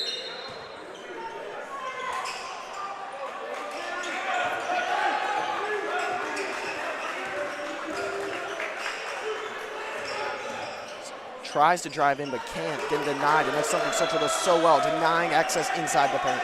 Well, I would call this our big setup, wouldn't you? There's a miss, and Shebue comes down with that rebound. Off balance, nice job by him, but I would think this is as big as our team can get here at the Vikes. Langston. Three-pointer.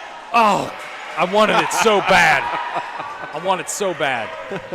Quick movement, though, by the Crusaders, and they are already set up shop back in the Vikings' end. Very low-scoring game here. That's okay. I kind of love the defense, to be honest with you. It makes the points more exciting. They're going to drive inside and they're going to pick up 2 more.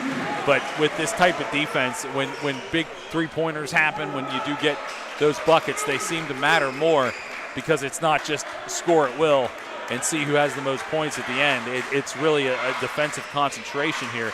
And making Shebue, but Shebue can't handle the pass, and it's going to be Langston Moses going to come up with it, but he's going to gotta bounce be off of kidding his me. knee and misses the free throw. Wow, going on right now. Wow. Yeah. I think Coach Urso saw a little shuffling. Yeah, I feet think there 15 got away with the travel there. he did not like what he saw there. We and he saw let the him know. better angle of it over here than the official did, and he definitely had 3 steps there. Yeah. Pull-up 3 from way downtown. DePanty drills it.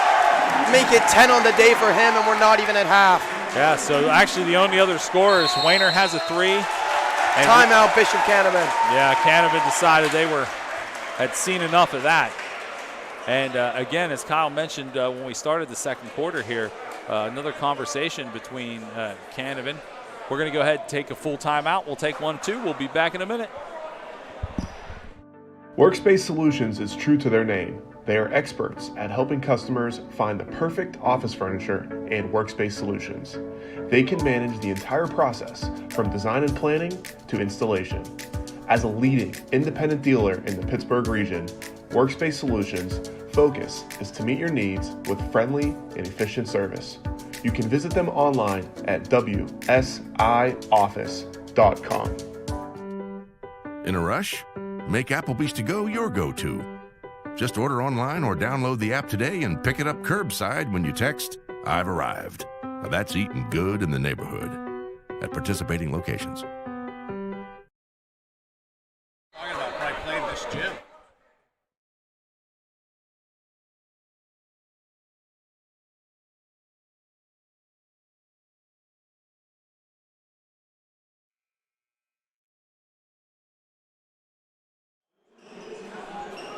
Back here at Alumni Hall, 5:37 left to go, second quarter. It's a good one, 14-13. Vikes and Crusaders with Bishop Canevin. And Bishop Canevin just used their timeout after that massive three-pointer from DePanty. As they try to push it down. Pumps on the corner 3, a high pass out. student section filling up a little more, and they gave that kid the business when he went to shoot it. But ultimately, the chance to score happened, and it is 15-14. But I mean, as soon as he got that ball, it was screams away. Student section for Central Catholic is always formidable, even at the football games. Little illegal screen called on Jaden Bailey there. Yeah, a little frustration, and that is Jaden's third foul. There's only been 6, and Jaden has 3 of them, and he's going to have to take a sit, and he is and he was in foul trouble not last happy. night, too.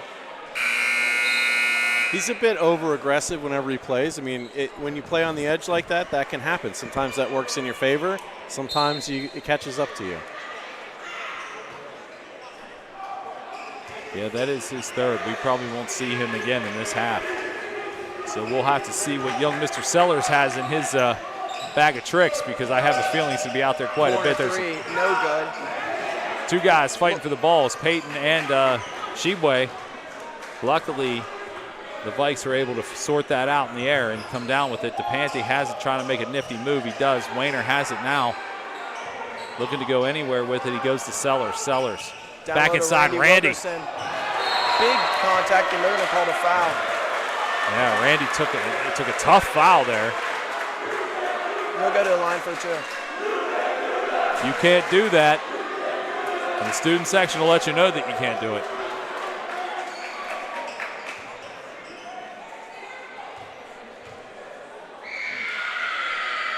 And there's Randy Wilkerson's first points of the day. And Jaden realizes he is probably not going to see any more action in this half, because he has been moved down towards the end of the bench. Second one's good for Randy. Back up by a point of the Vikes. Langston Moses is very excitable on the bench. I'm not sure what he saw or what he's if he's just an excellent teammate, but he is getting these boys fired up, as he is currently not on the floor. Corner three, no good. Boy, they keep trying that play, and it is not working out for them. They're driving down low inside, the only big on the floor. 32 turned his ankle a little bit whenever he came down there. Now, those points will count. It's 17-16, but they blew the whistle just to make sure he was okay. Last night, Ryan, we saw the floor 5 or 6 times need wiped down, which was honestly a pretty high number for what we've seen in the past. But Wilkerson pump fakes, now going to drive, going to kick to Shibwe. He wasn't ready for that pass. it's also a lot warmer outside than it should be at this time in December, so maybe the kids are, I don't know, extra sweat coming off of them. But Wayner, no good. Rebound, Shibwe, though. Bishop Canevin not happy with that. No. And Shibwe going to go to the line for a 1-and-1. Randy coming over for a quick coach up.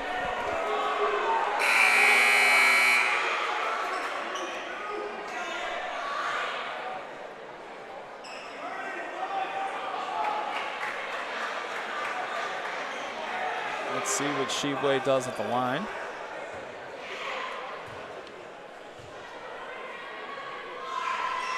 Shibwe's free throw is good. He waved it in.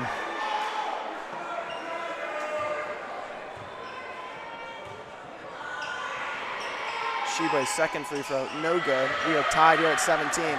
Rebound comes down to the Crusaders. They moved the ball down the floor very quickly. Trying to find somebody inside. You knew that was coming down hard. Shibwe kind of got set up for that one. Yeah. He went up in the air, and there was nothing he could do. His body weight comes down on the Crusader. That's number 15, Jaden Gales. He'll go to the line. Both teams have 7 fouls in the bonus.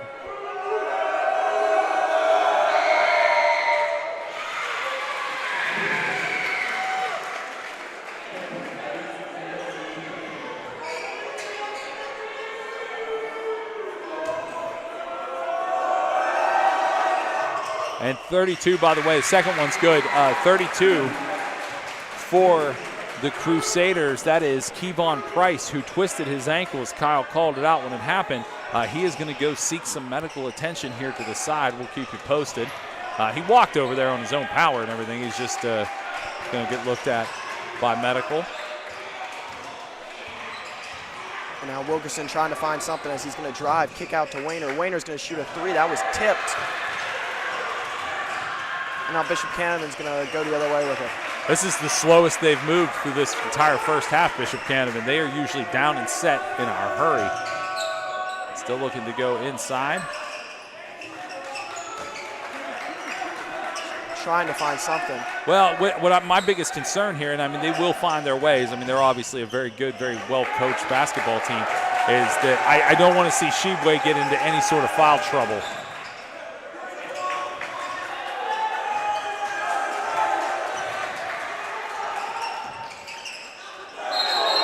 There's a contested. I'm going to call a travel, and a good call that is. as Wilkerson does a terrific job of playing defense right there just to deny the opportunity and force a travel. Again, you got to wonder what role did the sixth man play in that one. It happened right in front of the student sections. As Tommy Christian checks into the game.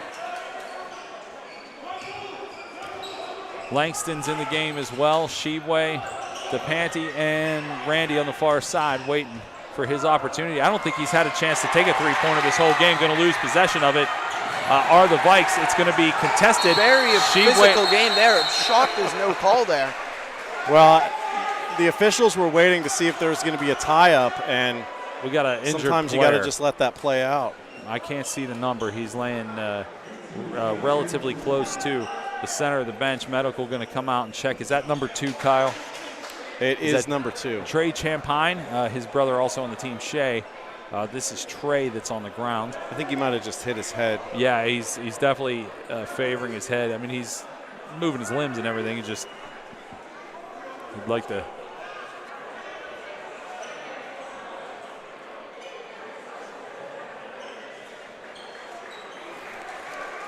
There we go. The young man's up off the floor. And he's going to take the spot where his teammate just left. Kevon Price runs back over to the Crusader bench. Trey Champagne is going to sit and talk to medical and make sure, and you would imagine anytime there's a head injury, especially at this level, they are going to make sure that he is not concussed. It didn't look like, it didn't happen to me, so I can't tell you the level of pain the kid is in, but it didn't look like anything was severe about it, but his head probably bounced off the floor. Yeah, that's the way it looked. It looked like his head just bounced off the floor. Rice that came back, it looks like they might have just thrown some tape on him and sent him back out. So. All right, as we collect our thoughts here, 19-17 in favor of the Crusaders, and quite frankly, Ryan, we're going to have to get somebody else to score besides DePanty. Yeah, DePanty has 10 of the points already. And the next closest person is Payne Wayner with 3 points of his own. Brady Solinsky going to see some time here on the floor in the last 2:21. You would imagine this is probably more of a speed and precision formation with Randy, Tommy Christian, Solinsky, DePanty, and on the far side you've got Langston Moses. Kicks over DePanty, trying to find something, gets him out. What a move, gets up and in. What a move there by DePanty. I don't know how much practice you have to be able to do that like he did it, but it's a lot. That was incredible. Three-pointer. No good. DePanty there for the rebound. He's feeling it. Loses control of the ball, able to grab it. What's he going to do, make his own move? He sure is. In and out, but gets his own board. Gets fouled. And good. And one for DePanty. Wow. Well, what a game he's having. Maybe 14 points right now, and back-to-back possessions getting 2 points. Maybe I should just shut up and he should score all the points, because I just said we're going to have to find somebody else to score in this game, and he's like, nah, I got this. Because now Central is just going to take that lead back, and this to make it a 3-point lead. And it's good. It took a second, but it did happen. Hey. When things are falling for you, things are falling for you. Yeah, I mean, that's straight fire. Randy with the steal. DePanty looking for more. Hands it back to Tommy, back to DePanty. DePanty taking that long three. Doesn't go. He wanted that one, you could tell. And he carried it with him, too. He was pretty upset the way that transpired. Big Langston back four. Down low to Brady Shalinsky. Back out to Tommy Christian for three. Can't get it to go, but rebound Wilkerson and gets it. That is a fast-moving team out there with 1:11 left to go in the first half.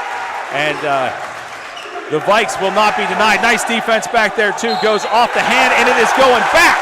And this place is just erupted.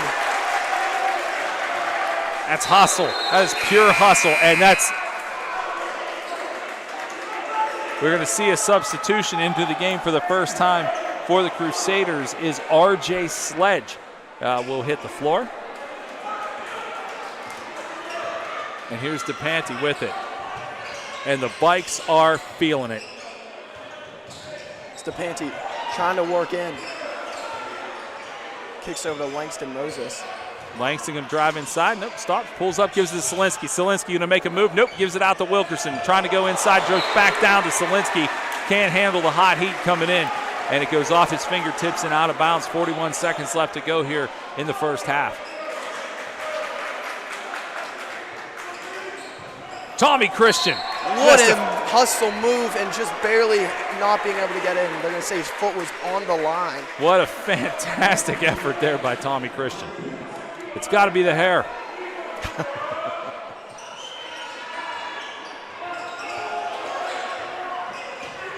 It's now Bishop Canevin going to try to bring it up the court. They're going to slow the pace down, you'd have to figure. Deep three-pointer. It's good. Wow. There was no question on that one. Kai Spears dropped it and makes this a 2-point game. Vikes have it. DePante, far side, takes a stutter step, retreats and looks around. 10 seconds on the clock. Dante looking to drive. He's going to do it himself. Makes just an incredible move, tries to hold on to it.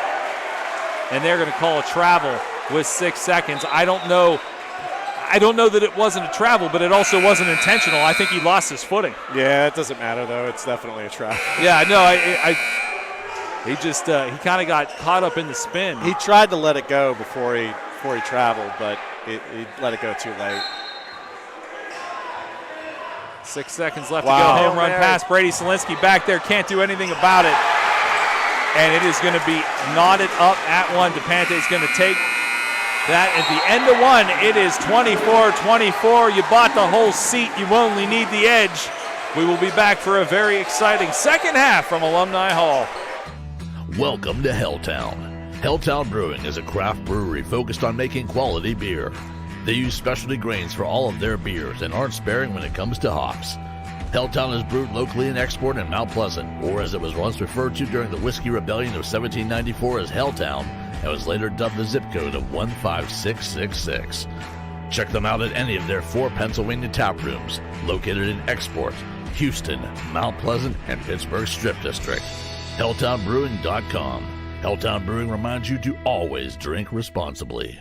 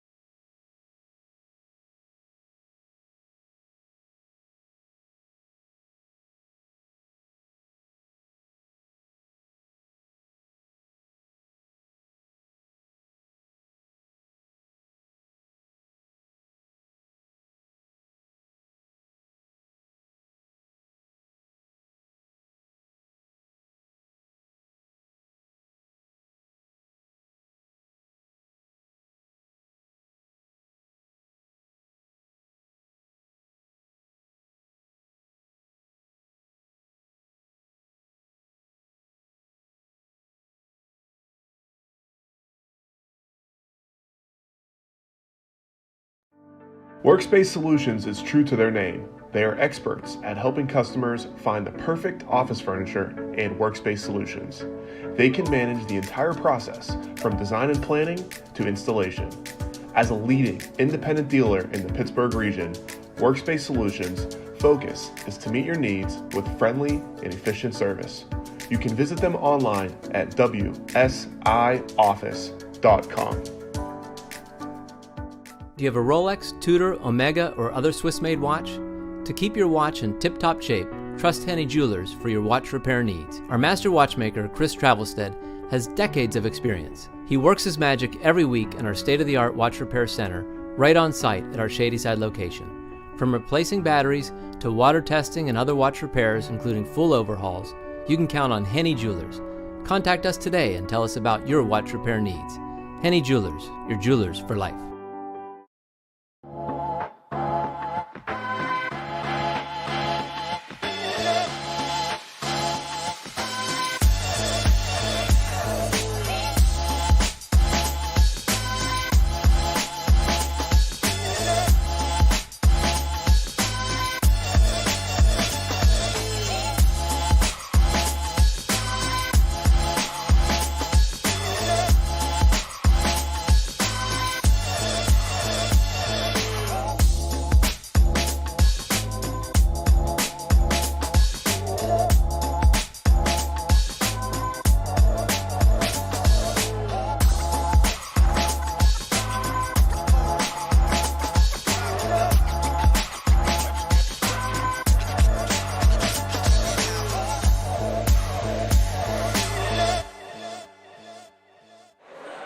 We're back here at Alumni Hall getting ready for what it will be an excellent second half of basketball. Ryan, run us down scorers real quick.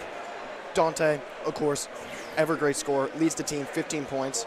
Next closest person is Randy Wilkerson, who just has 2 baskets with 4 points. Really, everything's running through DePanti right now. Really good.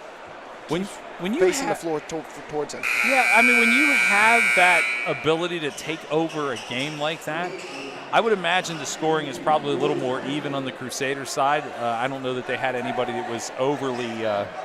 No, their leading scorer had 7 points. That's what I mean. I felt like they were probably more of a divided out scoring team. But what DePanti did there was make sure that this game, now we could have gone in up by 2, gave up those last points there with the 3 seconds left. But this is a game that they lost last year to the Vikes. This is a game that 42. I mean, they didn't just lose. They got routed. But this is a different team this year, much more experience, new faces, I think 10 times better than last year's team. They look like they have all the components. We'll see what they do. Wayner has it in the far side, trying to go back underneath. Sheway, nice job not to go out of bounds there. Back into DePanti. DePanti up. Floats it 17. Floats it over top of that defender and puts it down for our first points of the second half. Price has it. Good to see him back up in the game. Kevon Price was the gentleman who went out with an ankle, but he is back in the game and seems to be moving just fine. Three-pointer put up on the far side, no good. Who's there for the rebound? It is Sheway. And now Wayner and DePanti going to look to push it up. Yeah, here's Jaden back in the game. Keep in mind, Jaden's playing with 3 fouls. Outside, Payne Wayner for 3. Got it! Wow. Like you said, he throws touchdowns, he drains threes. Payne Wayner. QB1 can shoot. Yeah, so a quick 5-point lead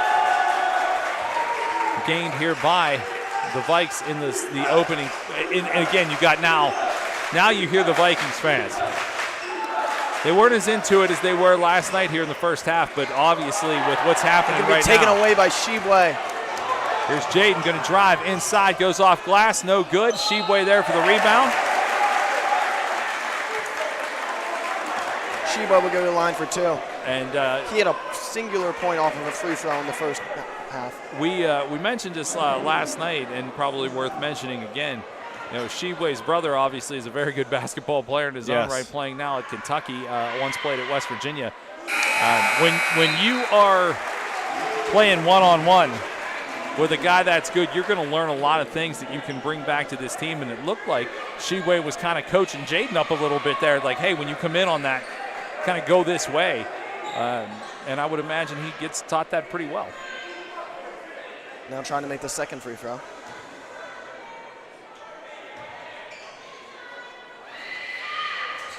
And going to miss that second one.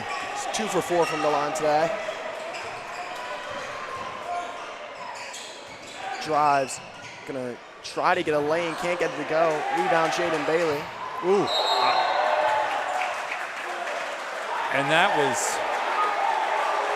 And they're gonna call the foul on yeah, Jaden Bailey. I was gonna Very say that's call. tough luck there, because I think it's gonna be called on the Vikes, and I'm just wasn't sure exactly what happened. But if it's Jaden, and it is, that is his 4th foul. Yeah, unfortunately, again, like a little over-aggressive on the play. The guy tripped, you know, but it looked like he did have some contact on him when the guy fell over. So tough break there. Taken away by Randy Wilkerson, though. Nice job by Randy, looking for somebody to open. That is Peyton Wayner. Peyton going to drive down low. He almost gets his pocket Panty picked. for 3. Make it 20 on the day. Wide open on that shot because 2 defenders collided. If you're the Crusaders, that's the last guy you leave open. He has 20 of 33. The Vikes have came out of the locker room hot here in the second half. Well, I think, I would imagine at one point, and hopefully we'll be able to ask him in a celebratory way at the end of the game, if Coach Urso reminded them what happened at the end of last season. 3-pointer. Off. No good. Rebound, Shibwe. Give it over to Wilkerson, but going to be tipped back to Shibwe and going to give it up to the Panty here. Pull up 3. Got it! Wow. Bishop Canevin, I'm surprised they haven't called a timeout yet. I'm shocked myself. It's a 12-point advantage, clearly the largest of the game. And Peyton got a little aggressive there as he's going to pick up a foul, but that is just exciting for this gym. It's exciting for all of Oakland. They can hear us over at the Cathedral. And all the momentum has turned into Central Side.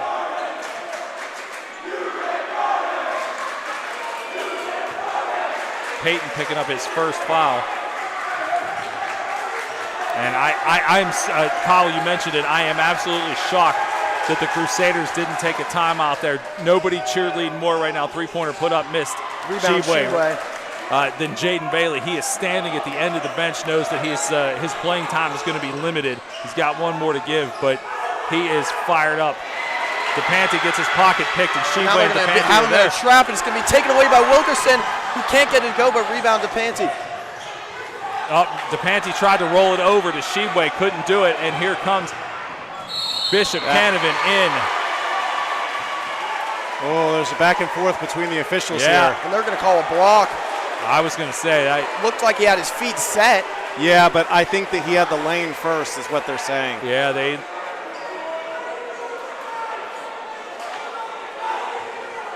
And I don't know if you guys just caught this, but that official told I don't know if it was the coach or if it was somebody at the scorer's table to sit down. I don't know, but he was pretty adamant about it. That those points are going to count.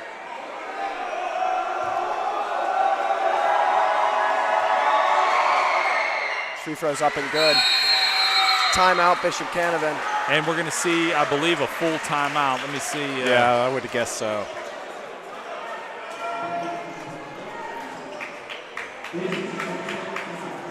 They're going to call the full timeout. Emma will take one with them. We'll be back in a minute. With Eaton Park Takeout, you can make any place the place for smiles. A picnic at the park, lunch on the go, or dinner in a movie. When you have Eaton Park Takeout, no matter where you go, smiles are sure to follow. At Hello Bistro, we build salads like you've never seen. With over 50 fresh toppings and 15 dressings, the only limit is your imagination. Build your own or order one of our salad masterpieces. Hello Bistro. Eat awesome. Welcome to Helltown. Helltown Brewing is a craft brewery focused on making quality beer. They use specialty grains for all of their beers and aren't sparing when it comes to hops. Helltown is brewed locally and exported in Mount Pleasant, or as it was once referred to during the Whiskey Rebellion of 1794 as Helltown, and was later dubbed the zip code of 15666. Check them out at any of their 4 Pennsylvania tap rooms, located in Export, Houston, Mount Pleasant, and Pittsburgh Strip District. HelltownBrewing.com. Helltown Brewing reminds you to always drink responsibly.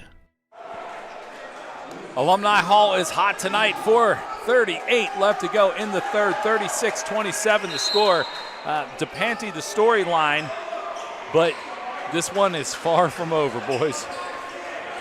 Yes, far from over, but Central really started out this second half really, really hot. DePanty had 15 at the break. Now he has 23.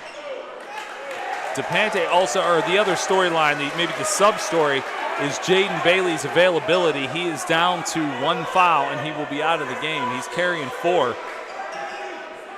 Number 11, by the way, just picked up his 3rd foul. That is R.J. Sledge. He's been a big part of what's going on here. And probably the smallest player on the court, but he is certainly feisty. Wilkerson looking for somebody, anybody, and it's DePanty. Back over to Wilkerson for 3. Short on it, no good. Langston Moses there with a rebound. Tries to get it into Randy. I honestly think Langston's pass was so hot coming in that Randy just couldn't get his hands on it. Langston is a big boy with a lot of power. Can't get to go. Sheba can't corral the rebound either. Back up the floor. The Crusaders off glass, no good. Peyton Wayner comes down with it, and he's looking around, assessing. Going to find Shebway. Shebway going to make that move inside. That's travel. Yeah, and it. It was. He looks surprised, but it was. Well, he went to pull it up from his hip, and it got caught on his hip in that second step. He still had it resting on his hip when he went to go up. So, I mean, it's unfortunate because he probably would have had a nice opportunity there, but just it is what it is. They're going to move back up the floor, do the Crusaders on the far side. Just don't want to see any of that frustration. Like, yeah, you know, it happens and move on. Tommy Christian on the ground going to have a wide open 3-pointer, but can't make it.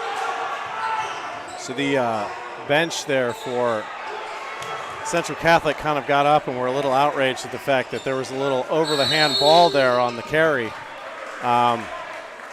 You can't do that in basketball, right? You can't carry the ball, and it looked like that's what they got away with. Canevin did, so. Urso's going to call a timeout here. It's just a 30, so we'll stay here. But you just don't want to see the emotions of a mistake get caught up. It looked like Shebway was a little frustrated after that traveling call. And, you know, what do they say? You got to be a cow. The shortest memory that you can have. Just it happened. Goldfish, Rick. A goldfish, that's Got to it. be a goldfish. Well, they're similar in size. I failed Farming 101 at Sarah Catholic High School. Congratulations, too, to my Eagles at Sarah Catholic. They actually played in the AA championship, state championship yesterday.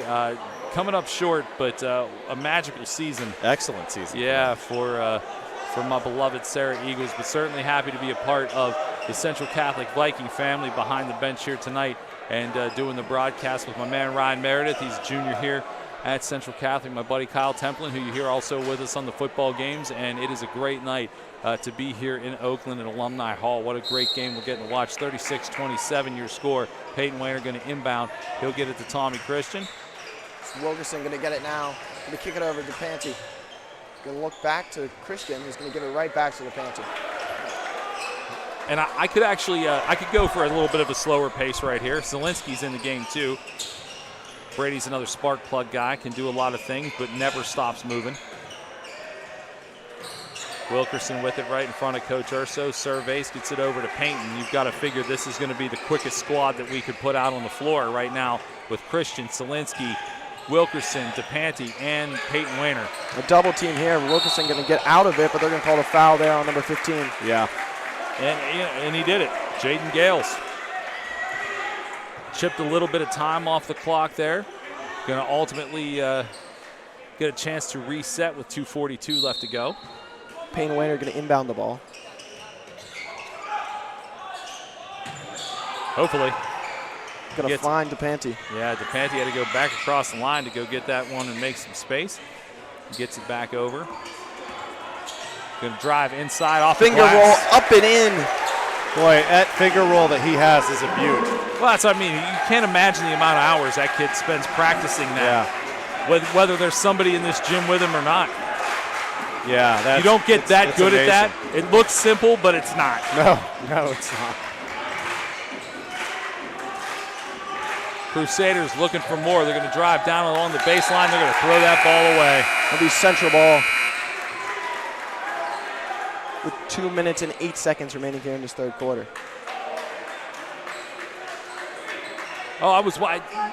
There are a couple of people sitting, a photographer sitting down at the far end there, and I thought, is somebody on the ground? I couldn't tell that it wasn't a player, but everybody seems to be okay. And again, we've got. Wayne's going to bring it up, give it over to Christian. Oh man, that is an Brady absolutely Solinsky. blatant Berrien. Adante Berrien that was aggressive. That was absolutely aggressive, and it was Brady Solinsky that went flying. Brady got up with no problem, which is good, but wow. Solinsky gets that ball, gives it over to Wayner to Wilkerson. Wilkerson down near to Panty, going to stop, take a pull up three. Can't get it to go. Yeah. And it's going to go over the backboard on the ricochet. It was a nice fadeaway three attempt for sure, but came up a little short.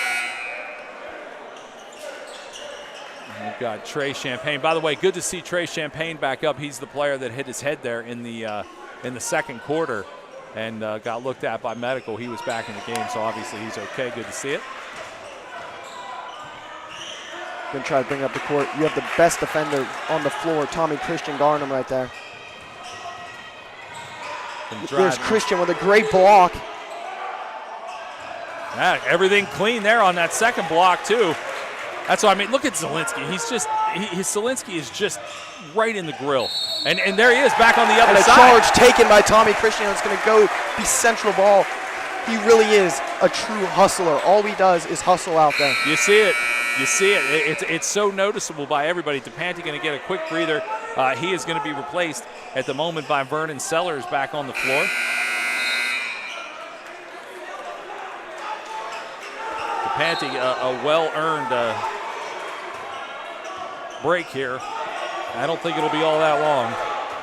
Just to put this in perspective, DePanti has 25 points. Bishop Canevin has 27. It's a pretty good perspective to have.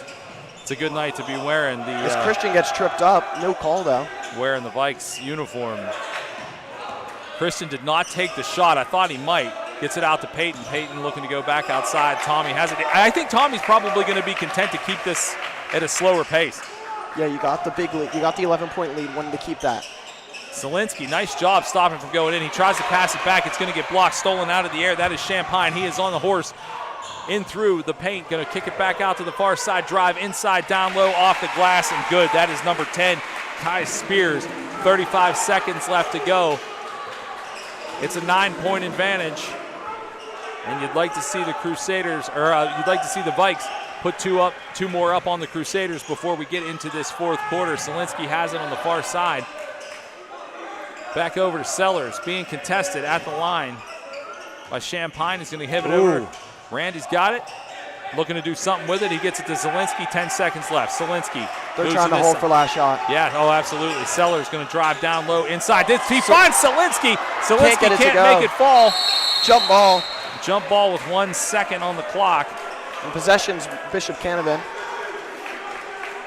Actually, that kind of benefits here. They're not going to be able to do anything with 1 second, and the possession arrow is going to go back to the Vikes.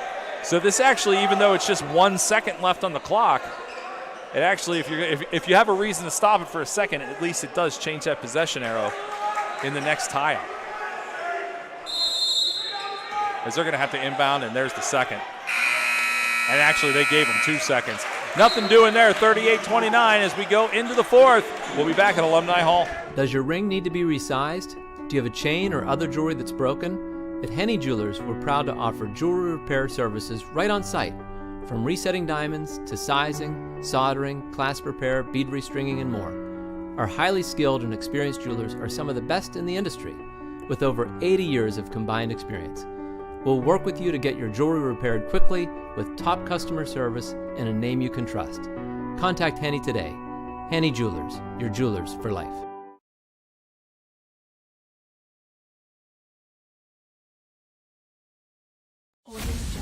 Ace, a skilled sharpshooter in their respective tradecraft. Do you have what it takes to be an ace?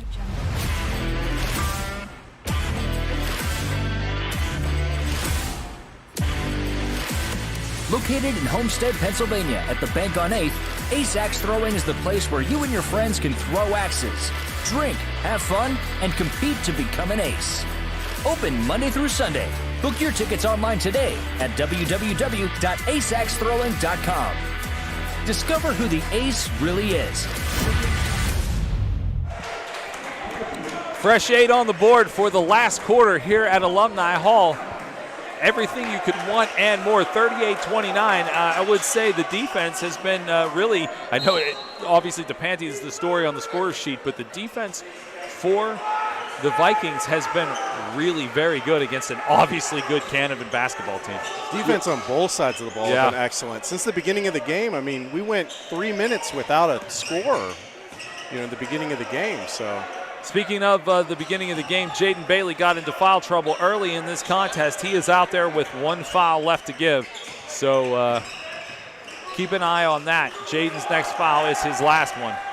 But he is on the far side with the basketball now, looking to drive inside. He does do that.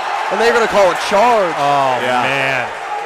And you know what? I know that that's not unpopular with the crowd, but that was a textbook charge. And that is it. Jaden is out of the game.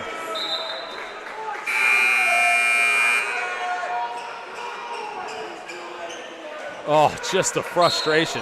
It's right in front of us, too, that Jaden is just disgusted by the call. And I think you're right, Kyle. I think if you look at it from the perspective of the floor, it probably is. He's just an aggressive kid. He is. He is. And when you play aggressive on the line like that, sometimes that really works for you, but sometimes it also catches up to you in the end, and that's what it did for him tonight. Yeah, unfortunately bit Jaden there. And we've got Peyton Wayne on the floor at DePanti, Randy Wilkerson, Shibwe, and also right over top of him, Langston Moses went in for the block, unable to do that, and a three-pointer drained. It's now a 6-point lead for the Vikes. DePanti with it. DePanti driving, going to put up a shot, no good. And he's lucky he didn't get called for a reach there. And that goes in transition the other way, and 2 more collected for the Crusaders. So that what was once a double-digit lead has dwindled now to just 4 points. We are a minute and a half into this fourth quarter. Langston Moses has it. He's going to keep possession. They're going to have a conversation about it. And they're going to call foul over there on Shea Champagne. That is his first. Yeah, they got kind of tied up over there, and there's a little pushing back and forth, and that's why the Canevin coach is upset about it. He felt like it should have just been both. In all fairness, he's been pretty upset since the start of the game, Kyle. He has been. He's a very vocal gentleman. Obviously, coach is a good basketball team, though. He must know what he's doing. Oh, there looks like a slide. Nothing called. Shibwe goes up high. And that's a no doubt of a charge right there. That was, that was pretty textbook too there too. That's exactly what a charge looks like. If there was a training video on how to call that, that's what it was. And the student section erupted. Everybody in here, it's like, give the referees credit where credit is due. That's exactly what they called. Yeah, the slide was questionable. The slide was questionable. But that was definitely a textbook charge, so. Yes, no Kenny Pickett role in here. No. DePanti tried to make a magic shot. Unable to do that. Canevin's back down with it. Langston. They're going to call foul Wilkerson. It looks like a travel from here. And the reason why they're going to do that is before the travel, he brought his arm down over on him, and that's the reason why. Nevertheless, late whistle. Yep. 38-34. Looking to make this a little tighter is number 10, Kai Spears.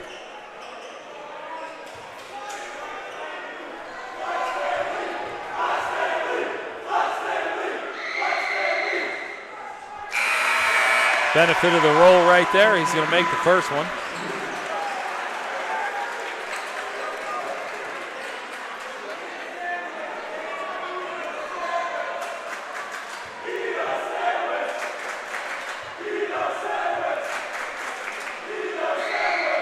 I'm not 100% sure what the crowd is chanting, but they were into it.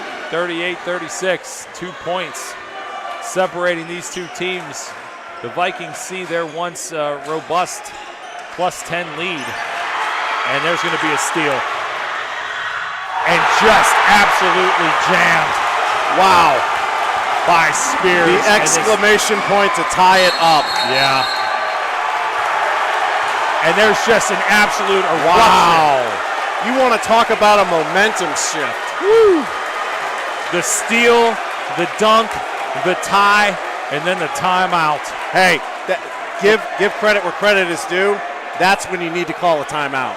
Yes, there's going to go ahead. They're going to take a full. We'll take a full with them. We'll be back in a minute.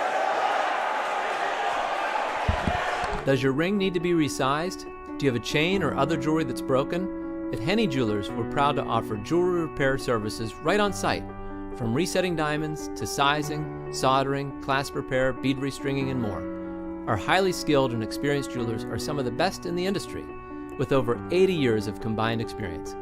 We'll work with you to get your jewelry repaired quickly with top customer service and a name you can trust. Contact Henny today. Henny Jewelers, your jewelers for life.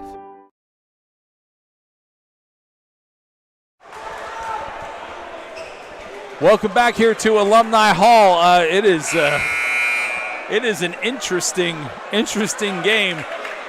Certainly one we're glad you're along with us. Rick DeRubis here with Ryan Meredith and Kyle Templin, and everybody on the broadcast team is enjoying this, not from just a work standpoint, but just I'm glad I'm here to watch this game, Ryan. Yes, very much indeed. 11-point lead that Central did have is now dwindled away to a tied ball game. That was something. The student section erupted here over in the far corner, and there's some jawing going back and forth. I mean, this is the magic of high school sports. This is why I would much rather watch a high school game. Just the pure emotion of people you know on the floor, it really does make a difference. Wilkerson with it on the far side, looking to make something happen. I was going to say, there was another attempt at a steal there, and certainly the aggression for the Crusaders is turned up. Driving, floater, gets it to go. Make it 27 on the day.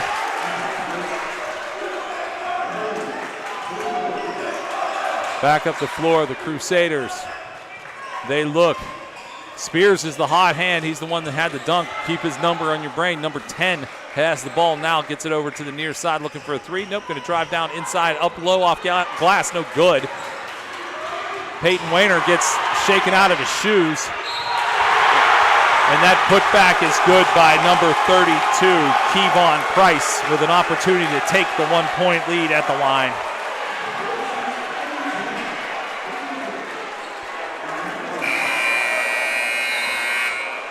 As Payne Ware's going to check out, Tommy Christian going to check in. As they're going to drive up the court here.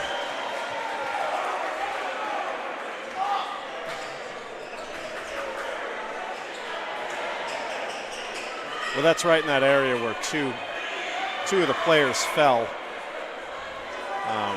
So yeah, there's probably a lot of perspiration on the floor. Yeah. Again, it's warmer than usual too. I mean, it's probably, it's warm up here from our vantage point. So I'd imagine on the floor, it's cranked up to 11. Gym's full. It's nice. Free throw, no good. Rebound, Christian. All right, maintaining now the Tommy tie. Christian going to push it up. Going to slow it down now. I'd be okay with slowing it down a little bit, just for my own benefit. There's Langston Moses gets up. Interesting no call. I thought he got touched there when going up. That's okay. Christian could have got called there for a shove. He didn't. Ball's down on the other end. Crusaders put it back for two more.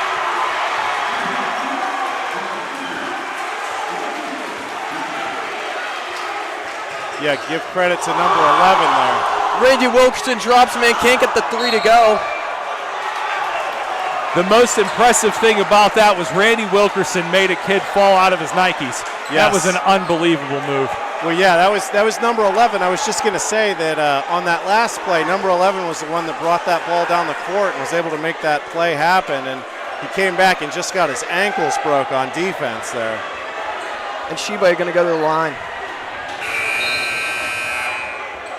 Speaking of broken ankles, I don't know if it's just me and maybe it's the fact that you have one. I'm dating myself here, but like, do basketball players not wear high tops anymore?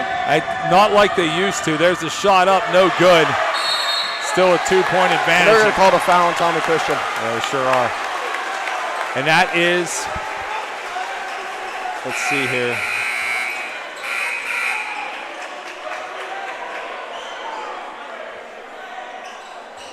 It's a little surprising. Did they call that on?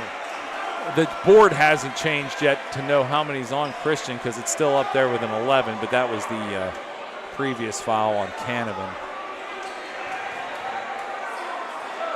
I think they're still talking about it.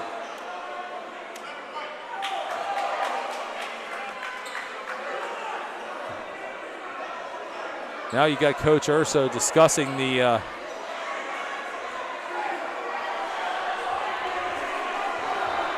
and they're going to stick with 11. That's on DePanty? Very interesting call. Yeah, wait a minute. Is that?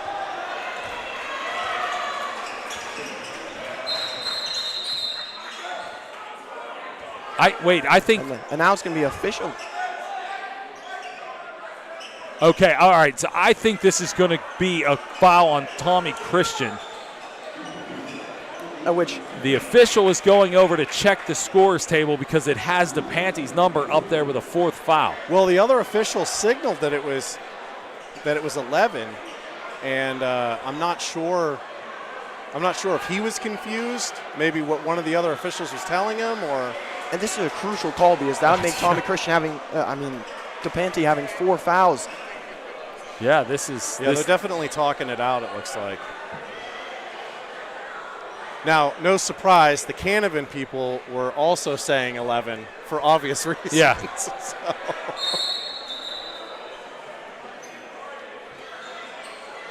So what came out of this? I'm not sure. They haven't changed the scoreboard yet. And the officials are both talking to both sides, so I'm not exactly sure what came out of it. Now whoever's at the scorer's table did not change the scoreboard. And now there's more talk.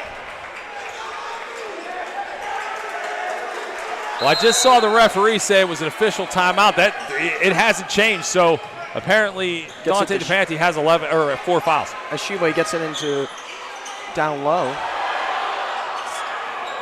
Nice job by Sellers to go up there and get that ball off the glass. No good. And it's good. They're going to call it. They're going to call that. They're going to call it goaltending. Interesting call. It didn't look like he's touched it. He didn't touch the ball, I didn't think. No, he just called it goaltending. Goaltending without touching it. Interesting. Yeah. Yeah, and he's not waving on that call either. Well, it's got check time. It's only 2. You're only down by 2. I mean, this game is certainly still within your grasp. It's just you got to not let the frustration. Randy Wilkson tried to get that steal there. Does not. But Tommy Christian going to come with the steal, and he gets. Tommy Christian got tackled. He got tackled. And there's this. Whoa. And Tommy Christian just got tackled to the ground. No call. Yeah, they both got teed up. Well, and there was a lot of aggressiveness there after the play, and now we're having the officials sort this out. That was number 10, Spears, who's been the hot hand and is responsible for the dunk. Tommy Christian did pick up a foul, obviously. I think that there might be a technical here. There are 2 technicals, each team. Geez.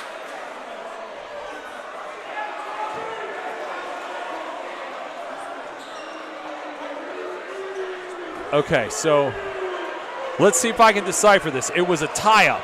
Yes. Tommy Christian got landed on. Yes. There was no foul. And the only reason it was a tie-up was because Tommy Christian did get pushed to the ground. Okay, so then Christian gets up. He shoves 10, Spears. Yes. Spears shoves back, so it should be there's 2 technicals, 1 on each team, and the ball It looks like they just called the jump ball down. Yeah. Okay, so all right, we're back to the right place. Inbounds it. Or at least close to it. With 3 minutes left to go, they call a foul there, though. Absolutely they do, and I don't know why they didn't call a travel. He took 8 steps. Yeah, and the travel was way before the foul, too. Yeah, way. It was. I think, I think maybe you're starting to maybe see some officials here getting upset. Well, and also, who's number 4? There's no 4 out there. Good call. Player 4 received a foul. There isn't one. He's on the bench. So free throw, no good. All the way from the bench, he was able to do that. Still a lot of time left in this game. Plenty of time. I mean, there's still over 3 minutes remaining. First one, no good. Second free throw is good. All right, so again, I don't know who's responsible for that last foul, but it was certainly somebody on the floor. I think it was number 1, but if it was Wilkerson, that's fine as long as it wasn't 11. Yeah, no, I think it was number 1, and I think whoever's running the scoreboard driving didn't get it shooting correct. Too. Devante has 27 today. Going to try to make it 29 with these 2 free throws. Wow, this is a game here. Woo.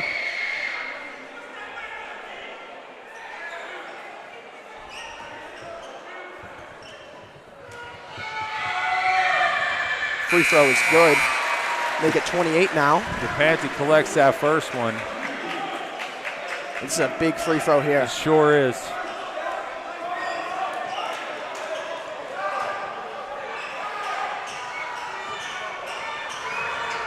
Second free throw is good. Up to 29 points today for the Panthers. Wow. I didn't. Honestly, I hate to say it, there was not one part of me that thought he was going to miss either one of those. Here come the Crusaders again, looking for more. Going to try to drive baseline. Absolutely swatted out of here by Shibwe. Shibwe not having it. Randy Wilkerson will pick up the mail and bring it down the court. Tommy Christian with it back to DePante, and you would like to see maybe a little bit of a slower pace here as they're looking for room. Screen by Shibwe. Pull up. No good. DePante unable to make that last one fall. Still a 1-point advantage for the Crusaders, and now I think they will be content to carry the mail up the floor. Sellers, nice defense, can't pull the ball away, unfortunately, and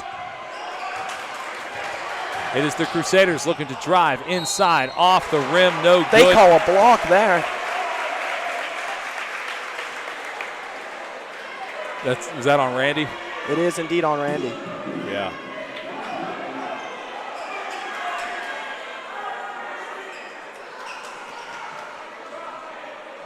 Okay, well, that's Randy's third foul, so perhaps you were right, Kyle. The last foul that was put up on player number 4 was supposed to be, because I think that was Randy's. Yeah. I think that is Randy's third, but I don't think I think that was the wrong number. Yeah. Well, it was obviously the wrong number, but I think it was supposed to be credited to Randy Wilkerson. First free throw is no good.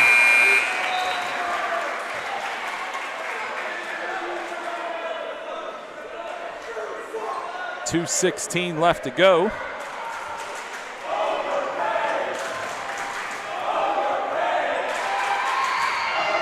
Student section into it, miss, and Shibwe grabs the rebound. And an opportunity to get back on top for the Vikes. It's Sellers playing big minutes. This young man is playing some big minutes with the absence of Jaden Bailey. Panty kicks it over to Shibwe. And Shibwe is going to be more than happy to give it back to DePante. Tries to go back inside. Shibwe going to get it up and in, and Central's going to retake the lead. That's Shibwe's 4th point of the day.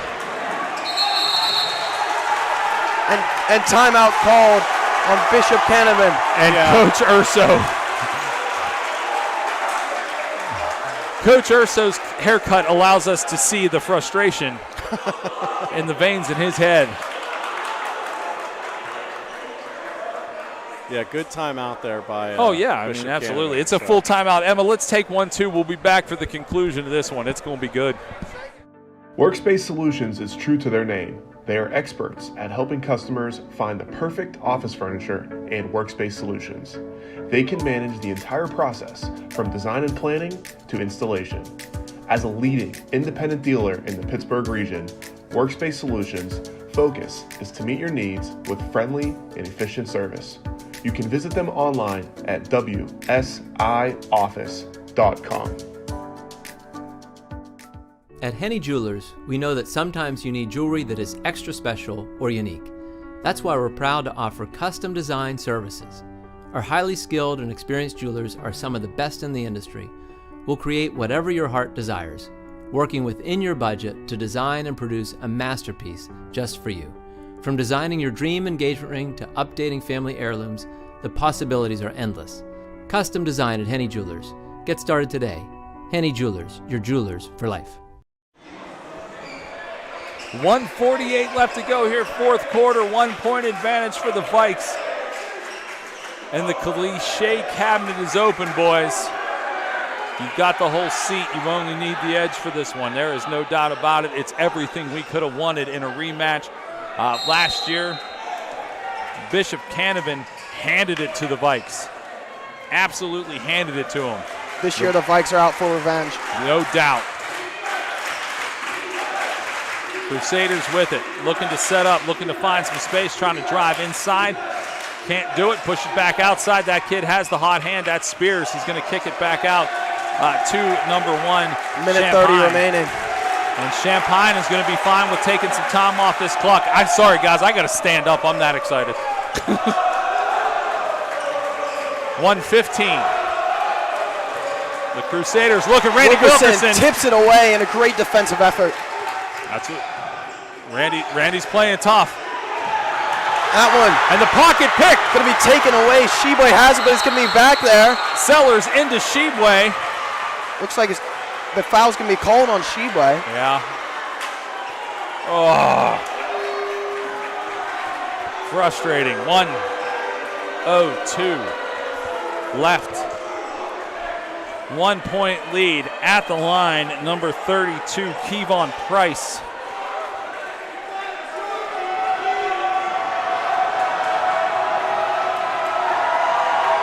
First free throw is no good. Now all they can do is try to tie it instead of take the lead with this second free throw here. Keep in mind, DePandy's playing with 4 fouls. Jaden Bailey unavailable because of fouls.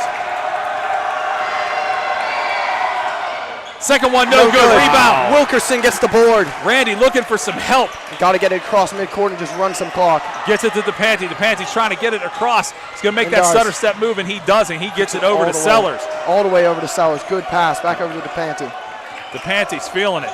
Back over Wilkerson. Back over to DePanty. You just got to think they're going to run out some clock here. Yeah. Try to force them to foul you. Tommy Christian has the ball now. Boy, Tommy Christian's played some huge minutes in this game. Coach Urso is going to take that quick timeout. 35 seconds left on the clock. And that was great ball movement there, using about 20 seconds off of the clock there for Central. Want to drill this clock down with that 1-point lead. You want them to force you to foul you so you can get the free throws and make it either a 2 or 3-point lead. It's a full timeout, and we'll just stay here. Let's just stay here. And you got to think. Boy, this is game 2.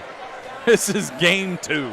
And you got what a good one. And you have to think, Coach Urso is discussing how can they keep moving the ball around, use as much time off the clock, and make sure the ball gets into a good free throw shooter's hands. Like, you want to make sure it ends up in DePanty's hands. That's true. On the other end, though, you got to figure in the Bishop Canevin area, though, their coach is telling them, you know, once we get under 30 seconds, you're just going to have to commit the foul. I have to give Coach Urso a lot of credit. Just watching him being able to be this close to our broadcast point to the bench, he is one of the most collected people I've ever seen. You know, he had a plan. He knew what he was going to do. He sat these kids down, and the way they respond to him is obviously a lot of respect for his players, and his players have a lot of respect for him. I mean, I get it. You know, sometimes you think you know better. You're not out there playing. I mean, they listened to every word he had to say intently. As Sellers is going to inbound it. Sellers. Going to kick it to DePanti. Back Going to out kick to it back Sellers. out to Sellers, but that's going to be bounced out off of the Bishop Canevin defender. And Sellers will inbound it again with 32.3 seconds remaining. Did not take much time off the clock. Obviously looking to get it to DePanti, they do. Finds it open to DePanti. Back over to Sellers. All the way over to Sheboy. Down low to Christian. Over into the corner to Wilkerson. Great ball movement by the Vikes right now. 20 seconds left. Randy is And going they to get foul bumped. Randy Wilkerson with 19.5. Wilkerson will have 2 shots. One to make it a 2-point lead. Another, if he makes the first, could make it a 3-point lead. This is the biggest shot of the game here. Yeah, it sure is. Under 20 left. Wilkerson at the line. DePanti back. And I mean, that kid, the kid he's covering can certainly ball. That's Spears. Wilkerson nails the first and makes it a 2-point lead. Now this next free throw, make it a 3-point lead. Make them shoot that 3. Boy, I really like Tommy Christian's game, man. He went up to every single player out there, reminding them where they need to be, what they need to do. Part coach, part cheerleader, all basketball player. What Tommy Christian's doing out there right now.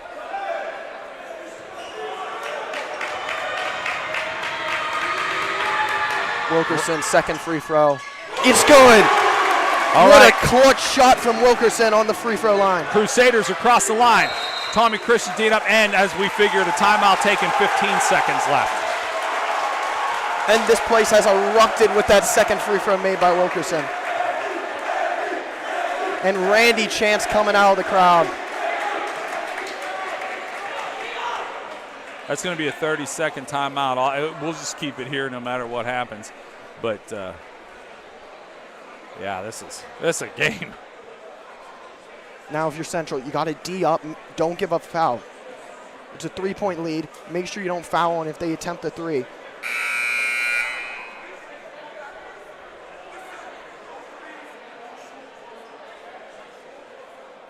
And this is what they practice in practice. Defending in the low minute time with under a minute to go, making sure they can do a good defense and make sure they don't tie this game up. Your Crusaders, your Vikes that will be on the floor. Sheboy, Wilkerson, DePanti, Sellers, Christian.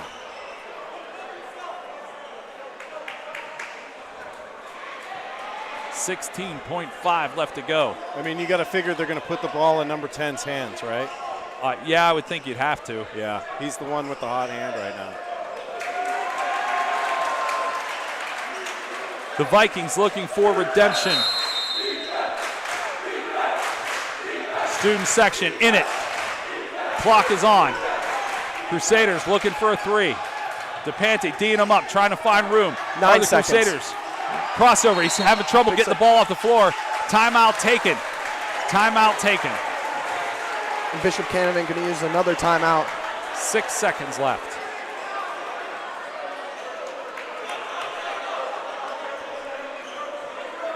.1. Now you got to think they're going to try to make sure they get the last shot here. Well, yeah, I mean, I also think that they couldn't pick the ball up off the floor. I mean, they wasted. I think they were trying too much to get it in the hands of number 10. Yeah. Agreed. I mean, if you're one of the 5 guys out there, you have to be able to end this game. Yeah. John Paxton ended a big game. Yeah, you on the floor with Michael Jordan. If a guy has a shot, you have to Yeah. trust that he's going to make it. Yeah. And they're just look. It's Central Catholic knows what's going on. They're going to blanket 10. So it's if you're that guy, you just have to take that shot. As Tommy Christian will be guarding the inbound.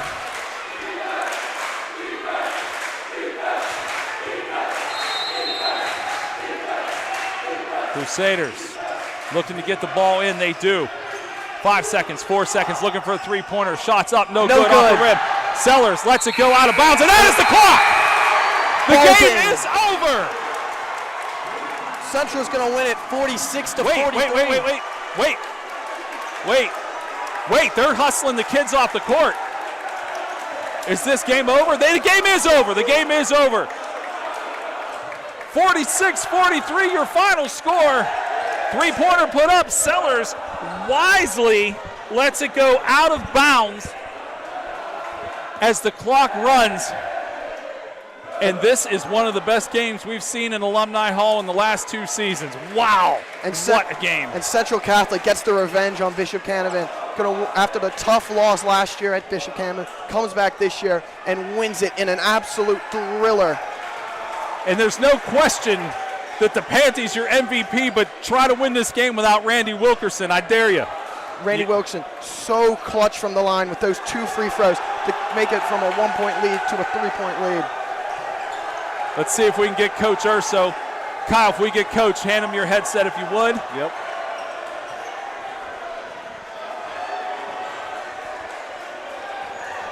All right, Coach Urso's on his way up. Coach, what does the word redemption mean to you? Everything right now. Everything. We've had this game on our calendar for a year after what happened to us last season. Our guys showed so much resilience in that fourth quarter. Hey, we had a 9-point lead. We fell apart a little bit, right? They came back. They took the lead. Our guys showed no quit. Our guys showed no fear whatsoever. They stayed to our game plan. They stayed locked in. Those boys in that locker room deserve this one right now. And they absolutely do. And we can talk about Dante all we want because, well, we don't see players like that every day. No. You don't win this game without Randy Wilkerson.